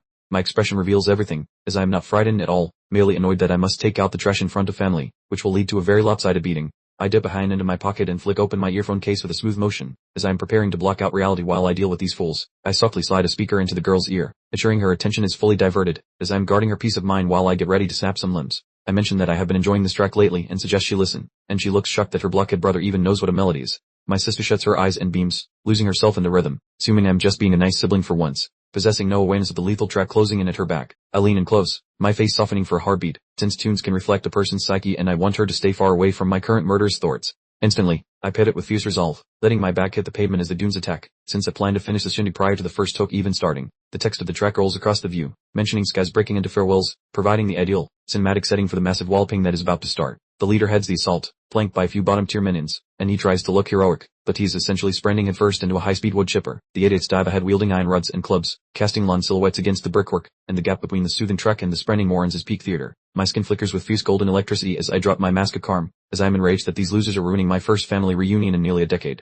As electric bolts crackle across the scene, I am reminded of the agony of losing her in my past life. I've progressed far beyond dealing with simple bullies, now fighting to reclaim the future that was stolen from me once before. The goons launch themselves through the air, shrieking like banshees, but I just roar back at their audacity to interrupt this moment. The pure, murderous intent radiating off me is strong enough to freeze most people solid. My fist connects with the first thug's face in a powerful smash, generating enough force to shatter solid concrete. The impact creates shock lines and red flashes as his head is instantly driven into the pavement. One thug spins through the atmosphere like a discarded plaything, while another masked lackey watches the spectacle unfold in sheer, unadulterated terror. My movements are so incredibly rapid that they simply cannot react in time. The contrast in this situation is ridiculous. Si-yoon is calmly enjoying her music, completely unaware that I am currently punching a grown man through a stone wall right next to her. She doesn't hear a thing, just as I intended. Another minion gets caught in my grasp, letting out a panicked yelp. He finally realizes, far too late, that they came to fight a lightning god armed only with sticks. I am a streak of motion, delivering 3 massive blows to 3 separate guys all at once. I am dismantling the entire group with surgical precision and absolutely zero pity. The sun lyrics, a magnificent star shoots across the galaxy, play as I execute a brutal aerial assault. I'm making this entire encounter look like a choreographed dance of destruction. One of the larger thugs attempts to throw a huge punch, but his movements are in slow motion from my viewpoint. I casually look at his incoming arm like it's an annoying insect I'm about to flick away. I extend my hand, electricity flowing between my fingers, and catch the brute's arm mid-swing. The sun continues to play. I reach my hand out towards fate. With a loud snap, I effortlessly shatter the guy's arm using a simple twist. The sound effect is highlighted in giant red text, allowing you to practically feel the force of the bone breaking. The large individual lets out a blood-curdling shriek, tears flying from his eyes as he cradles his now useless limb. He's learning the painful lesson that I am certainly no longer just an ear anchor. I follow up instantly with an electrically charged punch straight to his chin. The collision sends teeth and blood spraying everywhere, ending the fight for the thug instantly. A gigantic burst of dust and debris erupts as the goon is launched into the ground below. I am putting out a ridiculous amount of power without even breaking a sweat. The lyrics then state, my goal is to protect the fragile star with all my being. My silhouette is seen through the rising smoke, embodying the role of a perfect guardian. I stand there crackling with energy, looking like a terrifying creature from a nightmare. One of the remaining thugs trembles, stammering about how I could possibly possess this much power. Chang-Di is finally beginning to panic, his eyes wide with fear behind his mask. He realizes he stumbled into a trap of his own making, yelling in confusion about what the heck is wrong with this guy. I start winding up a huge, blowing fist, my knuckles already stained with blood. Chang-Di is frozen solid in the background, looking like he's about to wet himself. I throw a massive punch that generates a giant shockwave, closing the gap between us in an instant. The velocity is so extreme it literally distorts the air around us. My fist connects with Chang-Di's chest with a deafening thud, sending him flying backward.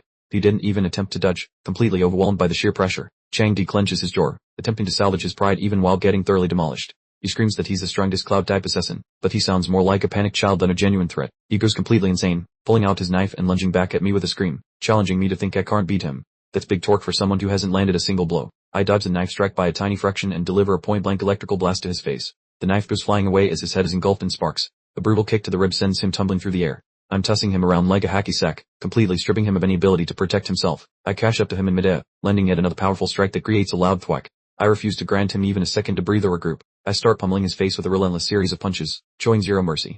Blood and sweat spray everywhere as I methodically break him down. His face is a mangled mess of blood and bruises as I deliver one final, crushing blow.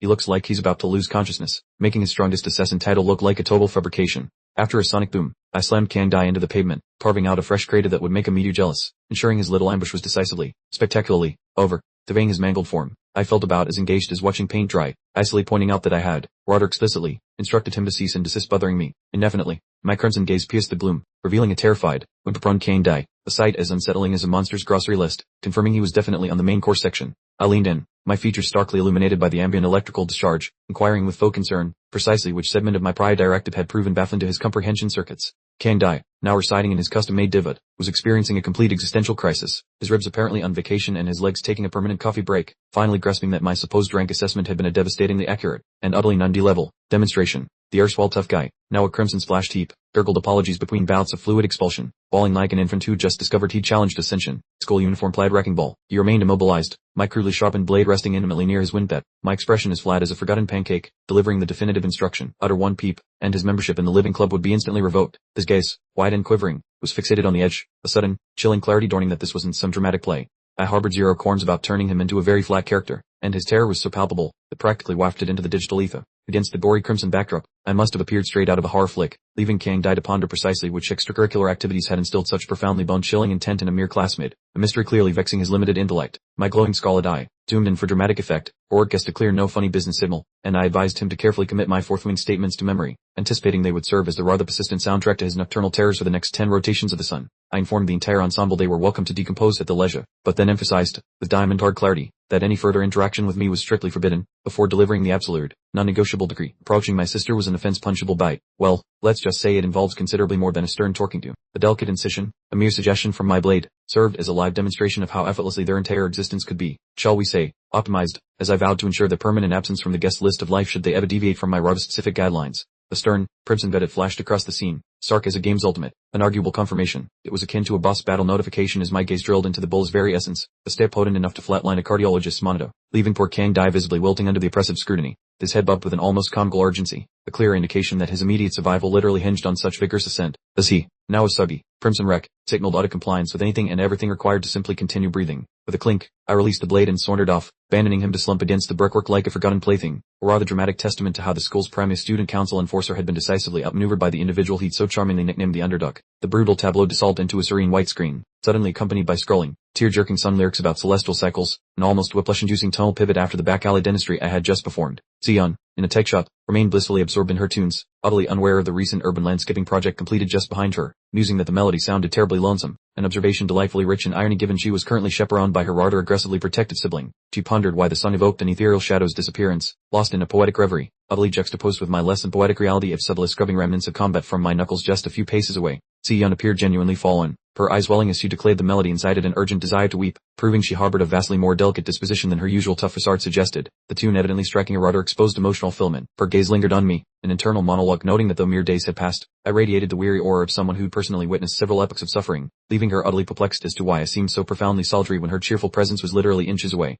She ultimately jolted me from my reverie, chirping big bro, and querying if my current dramatic portrayal was perhaps veering into excessive territory, clearly attempting to dispel the rather oppressive protagonist in a tragedy vibes I had been inadvertently emitting. I executed an immediate mood shift, producing a rap box and announcing to Yunny, "This is for you," seamlessly transitioning back to my role as the impeccably doting sibling, attempting to retroactively purchase segments of the carefree youth she'd unfortunately misplaced in my preceding existence. I offered a truly radiant, a forced grin while handing over the present, a magnificent golden writing instrument, explaining that I had been patiently biding my time for the perfect moment to bestow upon her an item of such exquisite caliber, and his jaw plummeted with gravity-defying speed upon recognizing it as a magic holographic pen from Dragco, the pinnacle of avant-garde artistic implements, her vision practically emitting disco lights as she comprehended this was her long-coveted, dream-come-true gadget. However, her elation abruptly morphed into an acute financial panic upon discerning the item's 5-figure price tag, prompting an insistent interrogation regarding my sudden influx of capital, yet I maintained an impressive poker face, steadfastly withholding details of my rather lucrative, if legally ambiguous, guild arrangements. She gazed mournfully at the pen, solemnly proposing its immediate repatriation due to its prohibitive cost, attempting to embody the adult in the room,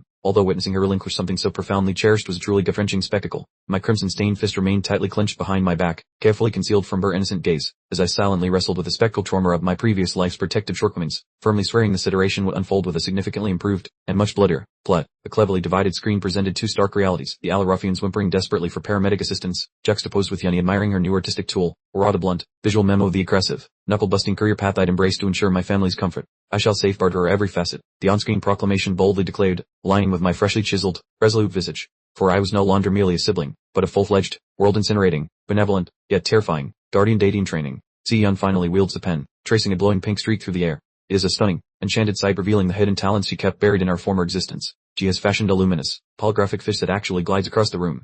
Her shuck is adorable, and seeing her grin makes every bruise I earned in that I'll feel like a bargain. Once home, I'm happily devouring a bowl of noodles. Yanni's homemade fried egg noodles are honestly the finest culinary creation in this entire galaxy. Yanni refuses to drop the topic, nagging me about rent while I squander cash on presents. She plays the role of the responsible older sister, clueless that we are filthy rich now. I silence the room by mentioning that I have already settled the entire year's rent. Her brain seems to blish, emitting a high-pitched squeak that could probably shatter glass. Rubbing my neck with a sheepish grin, I spin a tall tale about launching a tiny startup with a pal. It is a classic secret powerhouse routine, keeping my dungeon raiding life under wraps. Yanni remains skeptical, calling my lie pathetic and labeling me far too suspicious. We possess that perfect sibling banter, even if one of us is secretly an S-rank monster hunter. The close-up reveals Yanni looking genuinely pleased despite her complaining. She quietly notes that it has been forever since she witnessed such a relaxed, happy grin on my face. I flash a genuine, bright smile that has been missing since our new beginning. Finally, I am discovering a sliver of serenity in this chaotic life I have carved out. Resting my arms on the table, I feel entirely at ease. For a fleeting moment, I am neither a mercenary nor a fighter, just a guy enjoying dinner with his sister. Yanni pats my shoulder, offering gentle advice to avoid overworking myself. She clearly cares for me deeply, and our tight bond is obvious in this quiet scene. I provide a simple nod with a soft expression in my eyes. I'm content with our progress, though I know the real conflict is waiting on the horizon. The story moves to a posh aquarium to reveal the fallout from our owl brawl. Shangdi ended up with over 60% of his bones broken. The guy got thoroughly dismantled by me. Dum Ting stares at the fish, looking completely dumbfounded. He cannot fathom that his top henchman tried to scrap with me and ended up in a full body cast. Watching his reflection in the glass, he seems to be experiencing a midlife crisis at 17. Learning a fellow student can crush a D ranker is a massive wake-up call. Then Yu lounges in a chair, mentioning that Shangdi will definitely miss graduation. She remains entirely unmoved by the recent bloodshed, which is honestly a bit creepy. Dun Ting turns away coldly, claiming it matters little and his team is better off without deadweight. Talk about a ruthless leader. He has replaced his friend in a heartbeat. Footsteps echo as someone approaches the elite duo in the aquarium chamber. One can feel the stiff, high-stakes vibe of the university administration closing in. Enter Dumshuan, the school's career services director. He looks crisp and authoritative, exactly like the kind of bureaucrat who manages the institution's most valuable assets. He verifies the internal results. I'm officially ranked as a C class. This is total insanity for a student and completely upends the school's social order. Dumshuan delivers a real bombshell. I'm currently the only student in the academy with a rank exceeding Gunning. The school's golden boy just dropped to runner-up. Gunning narrows his eyes as he digests the update.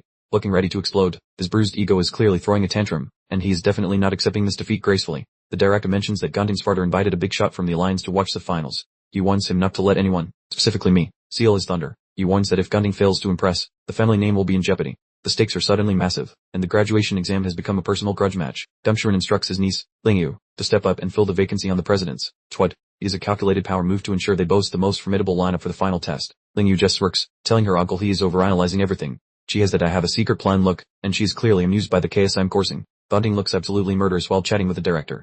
He asks if they honestly think he was utilizing his full potential. The classic villain line about holding back power. A zoom on his icy, golden eyes captures him swearing to prove who the real champion is. He has some hidden tricks up his sleeve, and he is itching to unleash them soon. That guy swore to expose me during the upcoming fighting finals, basically slapping me with a glove while the atmosphere gets thicker than bad plot twist. Gunding is lurking by the fish tanks like a hungry shark, glaring with focus because he refuses to let a supposed nobody snatch his shiny plastic tiara. Returning to my room, I scrub off the sweat from a casual 60-mile weighted jog, proving that even as the campus alpha, my hustle never sleeps. Even at 11,000 o'clock, I'm gearing up for more exercise while the weaklings snore, taking the morning grind to a truly ridiculous extreme. While toweling off, I realize the cash flow is stable and my schemes are clicking, meaning my true objective begins the moment I toss the cap. I need to back that million graduation jackpot to clear my debt with a Miffle Proop, since the savior of humanity should probably pay his bills. Keeping my pact with Chinkai is vital for future favors, as I'm currently gathering a squad of legends to punch the impending void in the face. I flop onto my mattress, realizing the massive test is barely 4 weeks away. My expression is peaceful, resembling someone who has previously simulated the win inside their brain. I figure some extra experience points are necessary for a guaranteed stomp, so I shut my lids to enter the Hungathine program's bizarre gym. A shiny crimson progress meter appears as the code activates, taking me to a place where campus regulations and annoying faculty cannot reach me. The ravenous software's boot sequence finally wraps up. I return to the hidden realm, prepared to eat more energy and max out my attributes until the numbers scream. I spawn within the crimson ocean, gazing at that scary pointy skyscraper, treating the cell scenery like a boring 9-to-5 shift at a desk. Resting at the bottom of the giant steps, I'm a tiny ant compared to this huge building, though my willpower is significantly larger. Recalling that my Gravehound King role is already C tier, it proves my character stats are completely broken compared to the average school kid. However, my abyssal fiend form fried to campus hardware, showcasing power so absurdly high that the sensors just gave up, which is a massive break. The rank of my abyssal fiend remains secret because it broke the scale, making me a human exploit the world hasn't patched, and although I know the fiend is S tier, I have barely poked the iceberg of its true might, leaving a massive amount of energy hidden behind a digital lock. Checking my stats, I see that my final 2 rolls are still unrated, which suggests I possess enough hidden talent to frighten a ghost. I retrieve the shiny golden chronal key dropped by the monster, an SSS rated trinket that glows with a cozy, prehistoric radiance in my palm. The world vibrates violently as I slide the key into a hovering enchanted bolt, preparing to enter the shadow space and start some serious mayhem. The colossal violet gateway explodes overhead while the ground quakes again, leaving me hyped to test my muscles against whatever weirdness lies inside. I peer into the spinning void, curious about the horror show awaiting me, feeling zero fear because I actually crave the upcoming monster beatdown. The great colored light vacuums me up with a gust of wind, swallowing my shadow as I officially breach the next floor of the obsidian spire. I materialize within and instantly feel the surprise, staring wide-eyed at the scenery while making a confused noise upon seeing this bizarre new environment. I landed in a strange zone named the Dead Star Barrens, which resembles a dusty lunar desert beneath a spiral nebula with a giant violet laser. On arrival, the gravity slams me like a charging bull, shoving me into the soil while I moan from the intense pressure of the heavy air. I glance about in utter disbelief, struggling for breath while slowly realizing what the actual regulations of this floor are. Whole different ballgame. This is no longer a simple sparring session. It is essentially a brutal endurance trial against the surrounding elements. I grit my molars, sweating like a sinner in church as I grasp the crushing weight here is totally nuts. Every step feels like wading through sludge while benching a planet. The digital readout validates my deepest dread. The celestial trash heap features a 10G rating, meaning 10 times my usual mass is currently squishing my squishy innards, and crunching my entire skeleton. Adding salt to the wound, my entry point has totally vanished, locking me in this heavy metal prison. I can only use 30% of my juice and must pit it before the monster arrives. I'm standing solo in this pit, looking like a tiny bug against a massive purple tower. I'm racing the clock to learn how to work in 10G air. I must get used to this dump quickly, because if the thug appears while I'm this sluggish, I'm basically a cooked deuce. Talk about timing. A B-tier star warrior known as the Phantom Lion appears from the violet haze. It is a giant shimmering neon cat with azure eyes that clearly finds this heavy pressure a breeze. I don't dawdle and start flipping through rolls. My hand sizzles with lemon-colored sparks. I'm puffing and puffing, knowing I cannot fight a B-tier beast while glued to the dirt. The swap finishes, and I enter my level 10 Zeppy Ninja form. My stats get a buff, but I am still wobbling like a toddler under the crushing weight of the wasteland. A loading icon spins as I shuffle my deck, trying to find a profession that can handle this planetary penalty. The Phantom Lion skips the intro and pounces with a terrifying meow. I pull out my glowing shivs, ready to meet the monster in the air. We smash together in a spray of glitter and violet sparks. I'm using every bit of my speed, but this 10G pressure is making me move like a sleepy snail. My limbs feel like lead and I grunt, barely dodging a swipe from the kitty's ghost mitts. I need to finish this fast or my gas tank will be empty. Terrible move. My vital stab and stun both failed. The big miss sign appears as the lion ignores my sparks like they were a gentle caress. My pupils dilate as I realize my favorite tricks cannot land a solid stun. The ghost kitty pins me, shouting right in my face, without my zoomies and precision. This ninja job is pretty much garbage in this heavy environment. The beast prepares to end my career, looking totally relaxed in the heavy air. I'm stuck on defense, realizing I am totally outclassed in this current outfit. The lion pounces again, its big see-through bud glowing with a spooky purple vibe. I'm just barely hanging on, my brain looking for a way to win. Is this the standard power level for the dunes in the Purgatory Magic Tower? If a random mob is this beefy, I'm definitely in big trouble for the upcoming floors. I decide to become a Purgatory Rakshasa, starting another class swap. I need a tanky, pie muscle roll to fight the extreme weight of these wastes. The computer pulls up the S-tier Purgatory Rakshasa badge, showing some huge perks. This job likes eating energy and messing with gravity, making it the perfect way to bowl this floor. Scrapping up close requires a warrior job with its high muscle and health perks. I'm basically trading my tiny scalpel for a massive mallet. My new look is truly monstrous, with purple flames popping off my traps. I catch the kitty's paw with one hand, proving these gains are the real deal. I prep a huge downward bash, the dirt beneath me shattering from the stress. I am stacking gravity to the limit, turning the environmental penalty into a giant weapon. My energy levels are screaming past 600% as pink lightning swirls around my fist. I'm about to punch this cat into next year. The heavy vibes are maxed out. The downward pressure is swelling exponentially, making my arm look like a neon beam of pure kinetic energy. My wallop is now 60 times beefier. I let out a yell as I get ready to dump all that stored up heavy energy. That ghost cat realizes it picked a fight with a Ron Jude, its pupils dilating from pure, unadulterated cowardice as it tries to retreat, though the blast zone has already claimed its fate. With a thunderous boom, I smash my fist downward, spawning a neon pink pillar that obliterates the phantom feline into nothingness right at the epicenter of the crater. Keep your distance, I bark, while my heavy mode shockwave obliterates the surroundings, leaving the environment in a state of chaos that honestly makes the previous destruction look like a joke. Dust settles around me as I stand there panting, my limbs trembling like a wet noodle after that effort. Yet despite the coat of gore, I'm stubbornly remaining upright, standing in the middle of a jagged crater. I secure 12,000 experience points and a rare phantom lion bone, which is likely worth enough to keep me in snacks for a decade. A golden glow bathes me as I reach level 11, and while I am absolutely wrecked, these constant stat bumps are the only things preventing me from losing my mind entirely. My interface compares the deer, noting the Purgatory Rekshar grants way better bonuses than that lightning assassin setup, confirming its status as my new heavy-hitting ace. Ever glimmering star on the profile card acts as a multiplier for my stats. Past star counts ensure you transform into a total wrecking ball upon finishing a class evolution. I notice both my top classes are still trapped behind the B rank ceiling, meaning I need some serious performance enhancers if I ever hope to touch the A tier. Something feels off since the system fails to display the usual devourable prompt on the carcass, which is annoying because snacking on enemies is usually my favorite part. I swipe a thick layer of grit off my forehead, scanning the wasteland with a suspicious glare. I grumble to myself that something about this whole situation feels suspiciously incomplete. The path to the next floor is visible, yet the atmosphere is unsettlingly quiet, lacking the frantic energy I usually feel after such a massive brawl. Could this be it? I wonder, squinting up at the atmosphere while a genuinely chilling realization begins to solidify within my brain. A massive, swirling void manifests above like a celestial drain, pulsing with a sinister gravity that makes the air feel heavy enough to crush a tank. Dozens of glowing yellow eyes stay back from the darkness, confirming that this is not just one lonely monster, but an entire welcoming committee of predators. I'm sweating buckets because the floor buster's not even arrived, meaning the line I just turned into confetti was effectively just a light snack. A dozen more spectral beasts dropped from the portal, thudding onto the dirt, and I realized the creature I spent all that effort killing was nothing more than a common pest. I hold my ground as a pack circles me with lethal intent, proving that my daggers are likely useless against this many hungry jaws. The cats assault me in a violet blur, and I barely manage to parry the synchronized strikes, sending bright sparks flying during the chaotic exchange. Terror misery awaits me beyond the tower threshold, and those shadowy visions of my own demise in a crimson puddle feel like a very unwelcome preview. Only now do the cryptic warnings of the Purgatory Rekshar finally click, revealing that this dungeon exists solely to dismantle me rather than provide any actual guidance. Another feline lunges at my throat with gnashing teeth, forcing me to operate at the absolute brink of my mental and physical capacity. However, you are mandated to survive the ordeal. Those glowing crimson letters underscore the savage nature of this grueling climb. Escaping this nightmare realm is clearly not an option on the menu. With gore coating my visage, I howl back that I will conquer every single threat, relying on nothing but sheer, stubborn determination to override the agony. I suddenly bolt upright in my bunk, gasping for oxygen while clutching my heart, my eyes wide and reflecting the ghost of a truly horrendous nightmare. My muscles ache as if they were actually ripped apart, proving that the brutal sensations from my training are starting to bleed into my waking reality. Perched on my bunk's edge, my silhouette sprawls across the dim dormitory, my ragged breaths blurring the line between a terrible dream and chilling reality. My hand seeks my shoulder, feeling the ghostly sting of lion's claws, a dream pain so vivid it feels oddly real. This place is far more than just a simple training camp. Achieving gut tier awakened status demands zero shortcuts. To rescue my world, I must endure torment that would simply vanquish an average human. My expression hardens, more resolved than I've ever appeared. My eye ignites with a smoldering intensity. This solitary, grueling journey through purgatory has barely commenced, and I'm absolutely geared up for every single bit of it. Then, the scenery abruptly zips to Friday. It's May 2nd, 257, within the hallowed halls of the National Awakening University's Grand Auditorium.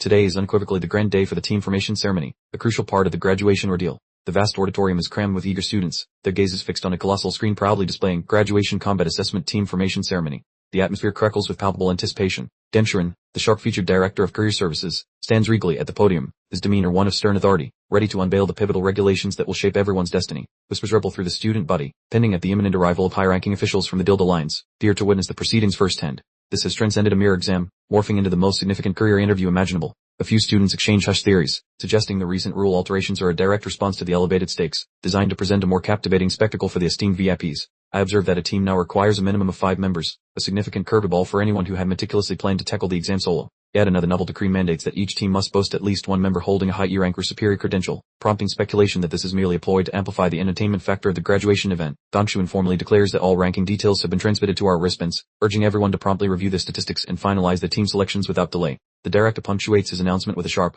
tension-grabbing sound, clearly relishing the impending pandemonium the freshly updated ranking data is poised to unleash. Students frantically scrutinize their illuminated wristbands, gasping in collective astonishment as the revised rankings materialize, effectively rewriting the entire school's pecking order in real time. My own wristband reveals the rank list, with gutting unsurprisingly occupying the absolute pinnacle, while the remaining elite individuals populate the D-rank tiers directly beneath him. Marlon's eyes widen in disbelief as he stares at his screen, emitting a sound of pure panic and exclaiming that something is profoundly amiss. His gaze locked onto a name that absolutely should not reside at the very bottom of the roster. The display showcases our entire roommate collective, Zion proudly positioned at mid-E rank, with the rest of us, myself included, languishing at the low E rank. The very individual who wrecked the equipment is now officially branded a bottom-tier failure. Marlon, utterly flustered, interrogates me with bewildered incredulity, questioning how on earth I could possibly be ranked as a mere low E rank, especially after witnessing my decimation of Guncheng and my subsequent dismantling of the assessment core. Other students exchange knowing glances and murmur amongst themselves, posing the question of whether my prior test result wasn't a C rank. They chuckle, perplexed at how a C rank could transform into a low E rank within a single night. One student mutters, convinced the demon heart was indeed shattered, expressing disappointment and admitting he had contemplated joining forces with me until these disheartening results came to light.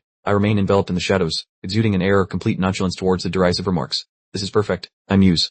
Now, truly, no one will even consider teaming up with me. I am content that my true capabilities remain concealed once more. The entire auditorium erupts in a cacophony of scornful laughter, labeling us as mere low-level deadweights. I can clearly discern whispers directed at me specifically, noting I'm the one who spurned Gun Chen's team and that they believe I'm currently regretting it immensely. Gun Chen fixes me with his signature icy, silent glare. He needs no words. His eyes convey everything, clearly relishing the sight of my plummet to the lowest ranks, a vindication for the guy I rejected. From the grand stage, director Gung Chuan observes the unfolding spectacle with a frigid, dispassionate gaze, the architect of the manipulated rankings, clearly pleased with the successful execution of his carefully laid plan. He ponders his disappointing nephew, questioning when he will grasp the true mastery of power and the intricacies of human nature, playing a far more intricate game than any soul in this packed auditorium comprehends. Gung Chuan flashes a darkly wicked grin as he resolves to impart a stark lesson to his nephew, deciding his adversaries won't even possess the basic right to participate, thereby orchestrating a deliberately rigged graduation examination. An urgent announcement blares from the speakers, commanding us to cease dawdling and swiftly finalize our teams for the impending graduation exam. The palpable pressure intensifies, and the clock is officially ticking down. The frantic thudding of feet echoes around the auditorium as everyone scrambles, a chaotic frenzy as individuals desperately seek the most potent allies they can possibly secure. An enormous throng has converged on President Gun Cheng, practically imploring him for a coveted spot on his team, treating him like a superstar and coveting a slice of his undeniable aura of guaranteed victory. The grumbling is becoming embarrassing, with classmates flexing the council titles or offering to fetch coffee just for a spot. One hopeful healer is practically betting, but this audition feels more like a Shark Tank. Gun Cheng's errand boy is hollering for everyone to back off since there is only one vacancy left. You could slice the desperation in this room with a rusty spoon. A neon green notification glows as a group sinks their wristbands, signaling the first elite teams are officially locked and loaded for combat. The hall is buzzing with digital team confirmations as the big shots wrap up the scouting, turning the space into a sea of emerald lights and obnoxious victory chants. Meanwhile, Marlon looks like a kicked puppy, sighing deeply because we have been rejected by every single living soul. We are loitering at the back like total losers. Absolute projects. The four of us roommates stand abandoned, and at this rate, we lack the head count to even qualify for the test, let alone survive. Marlon keeps eyeballing his device, baffled by my rock-bottom ranking. He has seen me in action, so seeing me listed as a 0 makes absolutely no sense to him. I scan the leaderboard with icy intensity, finally connecting the dots. The administration is clearly sabotaging our dorm, ensuring we fail before the starting gun even fires. I know this combat trial is our only ticket to a stable future. Without a decent team grade, rejects like us are basically destined for a lifetime of delivering cold pizza. The system flashes a grim math, noting that monster density scales based on our headcount, so bringing extra people is not necessarily a shortcut to success. It simply recalibrates the difficulty of the brawl. Our quartet huddles together like a stranded boat in a storm. Nobody wants to touch our bottom-tier squad with a 10-foot pole. The monitor lists our trio of losers, including Marlon, Sangyu, and me, essentially acting as a giant neon sign that says do not recruit these idiots. Out of nowhere, some random guy shouts for Xianjuo, the only roommate we have who manages to maintain a respectable middle-class status. They try to poach him right under our noses, suggesting he shouldn't waste his talent with trash like us. It is a pathetic attempt to fracture our group while we stand right there. My jaw tightens as I overhear the pish, knowing that if we fail to recruit a fifth member, the three of us low-lice are getting booted from the exam entirely. I can already visualize the miserable future they have scripted for us. Getting ignored and scrubbed from the roster is clearly the plan to erase our existence. Xianjuo stares at the floor, clearly feeling the pressure of their offer. Everyone is lurking, waiting to see if he will dish his brothers for a fancy promotion. He shuts them down with a brisk apology, insisting that he gave us his word ages ago and he is not about to bail on us now. That is what I call actual loyalty. The recruiters turn bitter instantly, calling him an ungrateful brat because they are livid that some backup student has the guts to snub an elite invite. The testing board dings incessantly as other teams finalize their rosters, leaving our pool of potential partners drying up at an alarming rate. Marlon is having a full-blown meltdown, gesturing wildly at the screen because only a few bottom-tier E ranks remain and we are the last ones without a full squad. I rotate my head, eyes sparking with a dangerous intensity as I glare toward the director's balcony. I know exactly who is pulling the strings on this disaster. Director Gun Chuan sits there wearing a smug grin behind his spectacles, acting like he has already won. He obviously sabotaged my rank to protect his nephew's precious ego. Realizing the director went to such petty lengths to ruin me makes my blood boil. It is sickening how these people in power think they can just rig the game. Yet I am not throwing in the towel. I am taking this graduation test regardless of the garbage they pile in my way. My commitment is set in stone. If they want to play dirty, I will teach them why that was a fatal mistake. I trigger a class swap, and yellow sparks begin dancing across my shoulders. The screen flashes to confirm the class change is complete. I am fully tapping into my lightning assassin persona right here in the hall. My patience has officially evaporated. I stand there crackling with raw electrical energy, my eyes glowing like twin lanterns. There is no point in honoring rules that were engineered to destroy me. Director Gung Chuan looks completely stunned, his face going pale as he watches a bottom feeder manifest top-tier power. He is finally realizing he severely underestimated my potential. My pals are stunned as Marlon bellows a wild yell, the air vibrating with crackling electric sparks. They have never witnessed me projecting such a menacing aura before. I am contemplating our local university customs, which allow us to initiate individual duels whenever we desire. It serves as a perfect method for settling grudges and displaying my hidden prowess. It is a gutsy gambit, but I plan to bypass the boring recruitment phase entirely by forcing the academy to recognize my true standing from the very top. While most people would normally snub a challenge from an underdog, someone as egotistical as Gun Ting will never retreat. I know exactly how to push his buttons. Gun Ting gazes downward from his perch, his golden eyes narrowing like a hungry shark. He is finally noticing me, though his expression is far from being a friendly one. I reckon if I manage to humble the top dog, every student will be tripping over themselves just to sign up for my Ragtag squad. A dazzling flash suddenly illuminates the back of the lecture hall, causing every head to swivel toward the mysterious figure striding toward the stage. It is Vice President Ling Yu, who emerges from the glare to inquire if our team has any openings left. Talk about a massive plot twist. She saunters over with a cheeky grin, downplaying her past rank to appear less intimidating.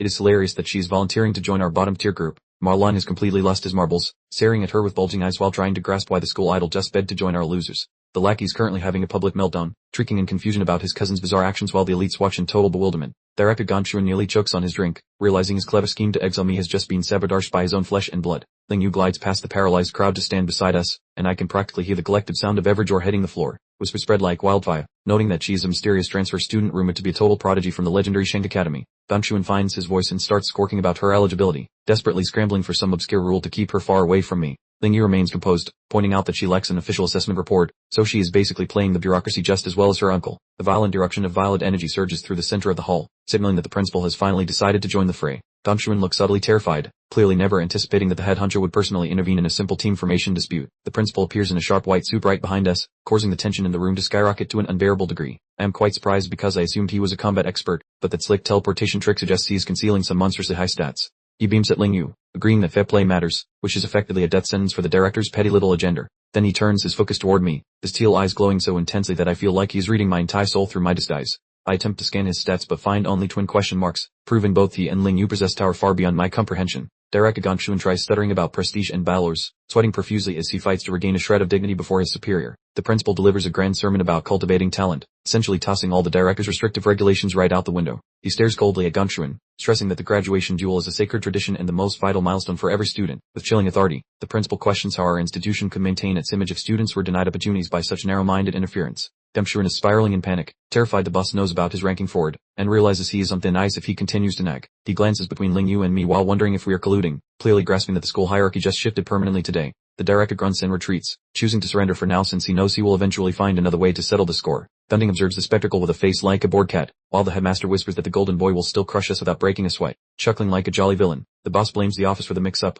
basically handing Ganchuan a graceful exit while keeping his own pockets lined. He formally announces that any motley crew short on members or missing top-tier talent can sign up, finally cracking the gateway open for our pathetic squad. 5 palms collide in a sweaty high-five as our gadgets pulse green, marking the chaotic start of the campus's most likely to fail experiment. The boys are hooting like owls and naming me their fearless leader, turning our early misery into a hype train moving at full speed. The old man tracks our exit, realizing Ling Yu's fascination with me is actually borderline obsessive, so he intends to stalk our progress very closely. Imagine a dramatic split screen showing the elite squad versus my bottom tier circus, setting the stage for a class that looks like a tragic comedy. That's Lifucks works while pondering which monster-filled basement we will pick, treating our potential demise like a fun science project involving lab rats. Some tech guy at a computer hears a loud ping sound, noticing that one impatient group has already tossed the hat into the ring. His jaw hits the floor as he stares at the monitor, trying to decide if we are incredibly brave or just missing a few brain cells. The bleachers are erupting with whispers once everyone realizes we were the fast ones, wondering what kind of suicide mission we just signed up for. Terror spreads across their faces as they ask if we are serious, because it looks like I picked the literal hellscape for our weakling squad. My pals are wailing behind me and begging for a do-over, while poor Marlon looks like his cardiac system is about to surrender. I simply look forward with crimson eyes, staying mute while people shriek about my sanity, because I am fully prepared to eat this challenge alive. The final exam war has finally begun, marking our first official journey into a monster den as a squad to secure our passing grades. Getting a grade is easy, just finish the map, fill the leader, and do it fast before the clock decides we are too slow. Harder missions mean bitter math bonuses, since a basic baby level dungeon only gives a tiny boost that keeps you stuck at a mediocre grade. Stepping up to the slightly scary tier doubles the points, offering a massive leap that lets a team actually reach a perfect 100. The logic is clear, as a flawless run in that zone nets a legendary grade, though no student has ever actually managed that feat. My objective is obvious, since the top scoring group gets a golden ticket into the fancy Imperial build, which is the only trophy that matters. Plus, the top played gets a cushy office job and a mountain of cash worth $1 million, which is a jackpot I desperately crave. The historical record is a 90, established by the current big boss of the guild, and that is the mountain I plan to climb. Rumors are flying that even the standard missions are death traps, requiring at least 3 high-level warriors just to make it out in one piece. All eyes are glued to the golden boys, betting they are the only ones capable of smashing history because they actually have talent and money. Out of nowhere, the computer makes a loud screaming noise, signaling that some lunatic has already confirmed their destination for the upcoming slaughter. The operator looks like his eyeballs might explode while shouting my name. Son, that our band of rejects made a move that quickly. He gorks at the hologram showing my face next to a massive violet letter, stuttering that I actually picked the doom tier level for our run. Word travels faster than a sneeze, as everyone hears we picked the nightmare dungeon, causing the whole room to explode in total confusion and chaos. I keep a cool head while my picture flashes over the high-level warning, even though every spectator thinks I just signed my own death warrant. Some guy is pulling his hair out and shouting that those levels are unbeatable, certain that I must have just slipped on the control panel. Marlon is losing his marbles while gripping my shoulders, shouting about how I have officially signed our death warrants with this insane decision. Dainjuo has flopped onto the floor like a wilted vegetable, calling me a total nutcase for dragging him onto this suicidal adventure. The wristbands chime with a D-rank notification, prompting a tearful Marlon to wonder if the dropout window is still open. Marlon keeps hyperventilating, begging to know if I have any brain cells left, since D-rank dungeons are basically express lanes to the afterlife. I stay back with the icy result of a statue, confirming that every detail of this master plan has been meticulously calculated. A sharp chime rings out, signaling that Gunting has locked in his choice to ensure he never falls behind our crew. Gunting's profile lights up as he accepts the D-rank challenge, clearly taking my bait and turning this exam into a petty rivalry. The system registry flashes that Team Gunting is officially geared up and ready to tackle the deadly D-rank dungeon alongside us. The spectators are losing their minds because our graduation exam has unexpectedly transformed into a chaotic and high-stakes circus performance. Laughter ripples through the crowd, making this the most entertaining spectacle our dull school has witnessed in several long years. Gunting checks his interface with a swug grin, clearly convinced that this year will provide him with plenty of cheap entertainment. An elite girl mucks us for playing the tough guy act, assuming we are merely desperate attention seekers hunting for a little clout. She gossips that we will finish dead last, mucking the idea that pathetic E-rank losers could survive a minute in a D-rank zone. She scoffs at our crumbling team while the audience treats our potential demise like a hilarious reality show marathon. Marlon studies my back while pondering the strange and confusing gears turning inside my mysterious brain. He notices my newfound edge, realizing I have shifted from a timid follower into someone projecting an intimidating and dominant presence. His eyes widen behind his spectacles as he struggles to grasp how I transformed so drastically without him even noticing. With grit and defiance, Marlon confirms his spot, swearing that he will stick by my side since we survived 4 years together. Zhang Yu and Zhangzuo click confirm, deciding that if we are destined to perish, we might as well do it with style. Zhangzuo grits his teeth while barking orders, desperately clinging to his alpha persona despite being scared out of his wits. He screams that he is locked in, rationalizing that we are graduating soon anyway so we might as well embrace the chaos. Letting out a fierce battle cry, he hits the button to cement our status as a group on a glorious suicide mission. The final prompt pings, confirming our team is officially entered and ready to compete against the best of the best, standing together as a unified front. I feel a rare surge of warmth and genuine appreciation for these ridiculous roommates. I lower my head to apologize, admitting I picked this dungeon solely because I am determined to snag that sweet MVP trophy. I feel a pang of guilt for dragging my friends into such a lethal trap just to satisfy my own personal ambitions. Yet I look up, flashing a soft smile with my crimson eyes, urging them to hunt for the top score with me. Gunting stands solo in the center of the auditorium, casting a lone shadow while mentally preparing to crush his unseen rivals. He narrows his gaze, clearly obsessed with guarding his MVP title from any upstart who dares to challenge his glorious spotlight. He has worked this test into a personal feud, convinced that only one of us can reign supreme as the strongest student. Then he peeks from the bleachers, eyes bugged out, clearly shocked to see Gunting losing his cool over a mere mortal. She senses our secret feud has officially gone public, transforming a quiet rivalry into a messy, high-stakes ego duel. The principal grins like a proud stage dad, soaking up the competitive inferno I have ignited within these halls. Ling Yu thinks I'm hallucinating, convinced a C-rank scrub cannot possibly clear a D-rank lair while dragging 3 E-rank anchors. With a D-rank triple multiplier hitting 150 points, I intend to shatter the record rather than just scrape a win. Tackling a D-rank domain is usually a death wish, so everyone assumes I am playing a suicidal round of poker. The headmaster muses that the graduation exam is looming just a short month away. Tick-tock goes the academic clock. We have become a blurred training disaster, and the peanut gallery bets we will fail to sharpen our skills in time. Trapped in the simulation chamber, my squad is being turned into digital hamburger meat, and they are clearly running on fumes. The calendar mucks us with 17 days left, while my poor roommates are busy redecorating the floor with the lunch. Marlon wheezes, demanding to know why I have chosen this path of misery, as I force them beyond their breaking points. He whines about the endless sprints and drills, failing to grasp why basic cardio matters for a lethal combat test. I look suspiciously refreshed, knowing that fancy digital spells are useless if your actual stamina is complete garbage. I address my wailing team, reminding them that when the waves of terror hit, your brain will turn into static. I argue that complex attack combos are useless when the pressure rises, as survival relies entirely on roar. Animal instinct. They stare, stunned, as I explain that we are forging their bodies into living weapons through pure, exhausting kinetic refinement. I confess that school simulations are mostly fluff, since true combat wisdom only spawns from real-world dungeon bloodbaths. My mood sours as I note that, unlike the posh brats with private dungeon access, we lack the pedigree for elite upgrades. While we sweat through basic drills, the Silver Spoon Trust Fund kids are out there playing with legendary gear. Gunting and his golden crew hug the premium training dungeons, proving that status buys the fastest path to the top. They cling to their throne, porting the resources necessary to keep the status quo polished and untouchable forever. Elite status is a birthright for some, making the massive gap in our circumstances seem like a rigged carnival game. My friends feel the crushing weight of their inferiority, trembling at the thought of facing those wealthy, monstrous titans. Yet I refuse to crumble, insisting that storming the Imperial Build is how we shatter these archaic social blast ceilings. They listen, mesmerized, as I proclaim this exam is our singular shot at climbing over the heads of our betters. This is my own ticket to greatness, and I swear to my team that I will haul us all across the finish line. I stare into the void, my gaze flickering with a crimson hue, fully committed to paying any price for our victory. With terrifying conviction, I declare that we will crush this exam, as the battle for our future has finally commenced. I am back in the Tower of Darkness, being mauled by phantom lines in a gravity well that feels like a bad dream. A beast jumps on my shoulder, spraying crimson everywhere, proving that this grueling workout is definitely becoming a literal pain. That blow reel rattled my dentures, leaving me with 10 measly days before the big test, so I must sculpt the physique that won't crumble like a cookie. Returning to reality, I drag my roomies through a brutal jug where one dude is coughing up a lung, yet I heartlessly command 5 more laps of pure misery. Inside the spire, I am finally grooving, smashing the floor with a heavy blow while teaching my reflexes to dance even though I feel heavier than a lead-filled hippo. With 5 sunsets remaining, my blade slice through ghost lines like butter, and I have transformed into a hunt that my mother would fail to recognize. With 3 days left, I'm bench pressing a massive pile of boulders while my pals stare, utterly stunned by my beefy new muscles.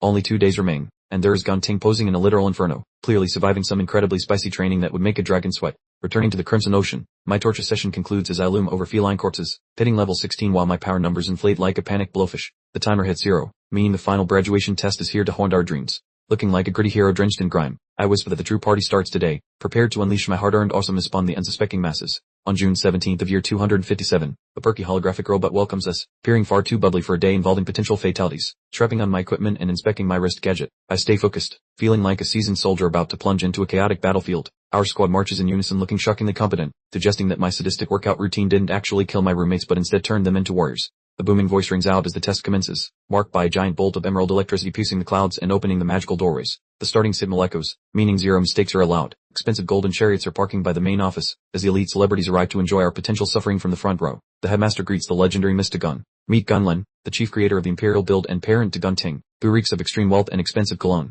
Every kid here is geeking out completely, since it is quite rare for a celebrity guild creator to grace us with his glorious presence. A second snowy limousine appears, prompting the bid buses to scramble toward it, indicating that someone even more ridiculously famous has just arrived. As the vehicle door swings wide, a synchronized intake of breath occurs, with everyone speculating about which legend deserves such an intense level of worship. Behold Call Cavendish of the planet's biggest alliance, appearing exceptionally royal while shouldering the massive burden of his legendary group. My classmates are basically having a group heart attack because they cannot fathom such a legend watching a bunch of kids take a school test. A random student is trembling while whispering about meeting myths in the flesh, which marks a massive day for our humble school. This international association dominates the world, so earning their attention means your future success is officially in the bag. The fancy guests stroll inside discussing the digital broadcast, insisting the entire production must be flawless for these very important and grumpy individuals. The administrator lists the stats of nearly 200 pupils and 28 squads, and the immense stress probably feels like a crushing black hole. Inside the observation hub, monitors show that most groups chose F-tier, pre-selected E-level, while my squad and another did the D-rank trial. Observe Sigurd, the top administrator for the World Association, who is currently glaring at the digital monitors with an incredibly intense stare. Sounding quite doubtful, she wonders if we know the risks, since D-tier pits are often lethal even for the most seasoned veteran warriors.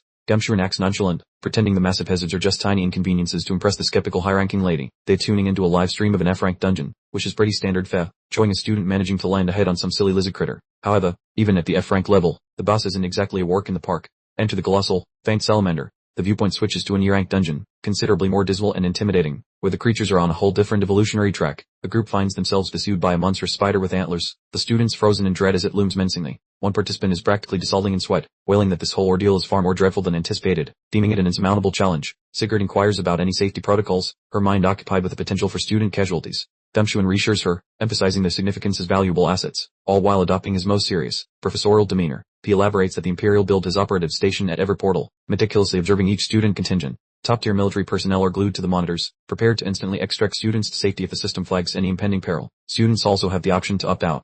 I notice one frantically yelling, "I'm out," just before his withdrawal request pops up. A crimson glow envelops the screen as they're whisked away, safe but thoroughly out of the competition. Additional groups are faltering, ending up in heap-like piles on the floor after being abruptly teleported back, appearing dazed and rather embarrassed. Sigurd points out, with a touch of curiosity, that two teams bravely opted for the D-rank dungeon despite the obvious dangers. Gumshoe observes with a self-satisfied smirk, proclaiming his eagerness for what's next, though I suspect he's secretly eyeing my own squad. The broadcast shows Cloudwood Summit, a forest draped in snow and swirling mist, prompting the director to grumble we'll be bailing out shortly, clearly harboring a strong dislike for us. I guide my crew through the snowy expanse, completely unbothered, cautioning everyone to stay vigilant for aerial ambushes. As I've faced this before, the simian attackers are scattered throughout the canopy, in distinct shapes against the trees, masters of speed that prove incredibly elusive for less capable individuals. Suddenly, the woods explode with activity as a dozen of these creatures descend from above. Take note of this, Proms. My gaze sharpens, daggers poised as the leading beast plummets toward my head.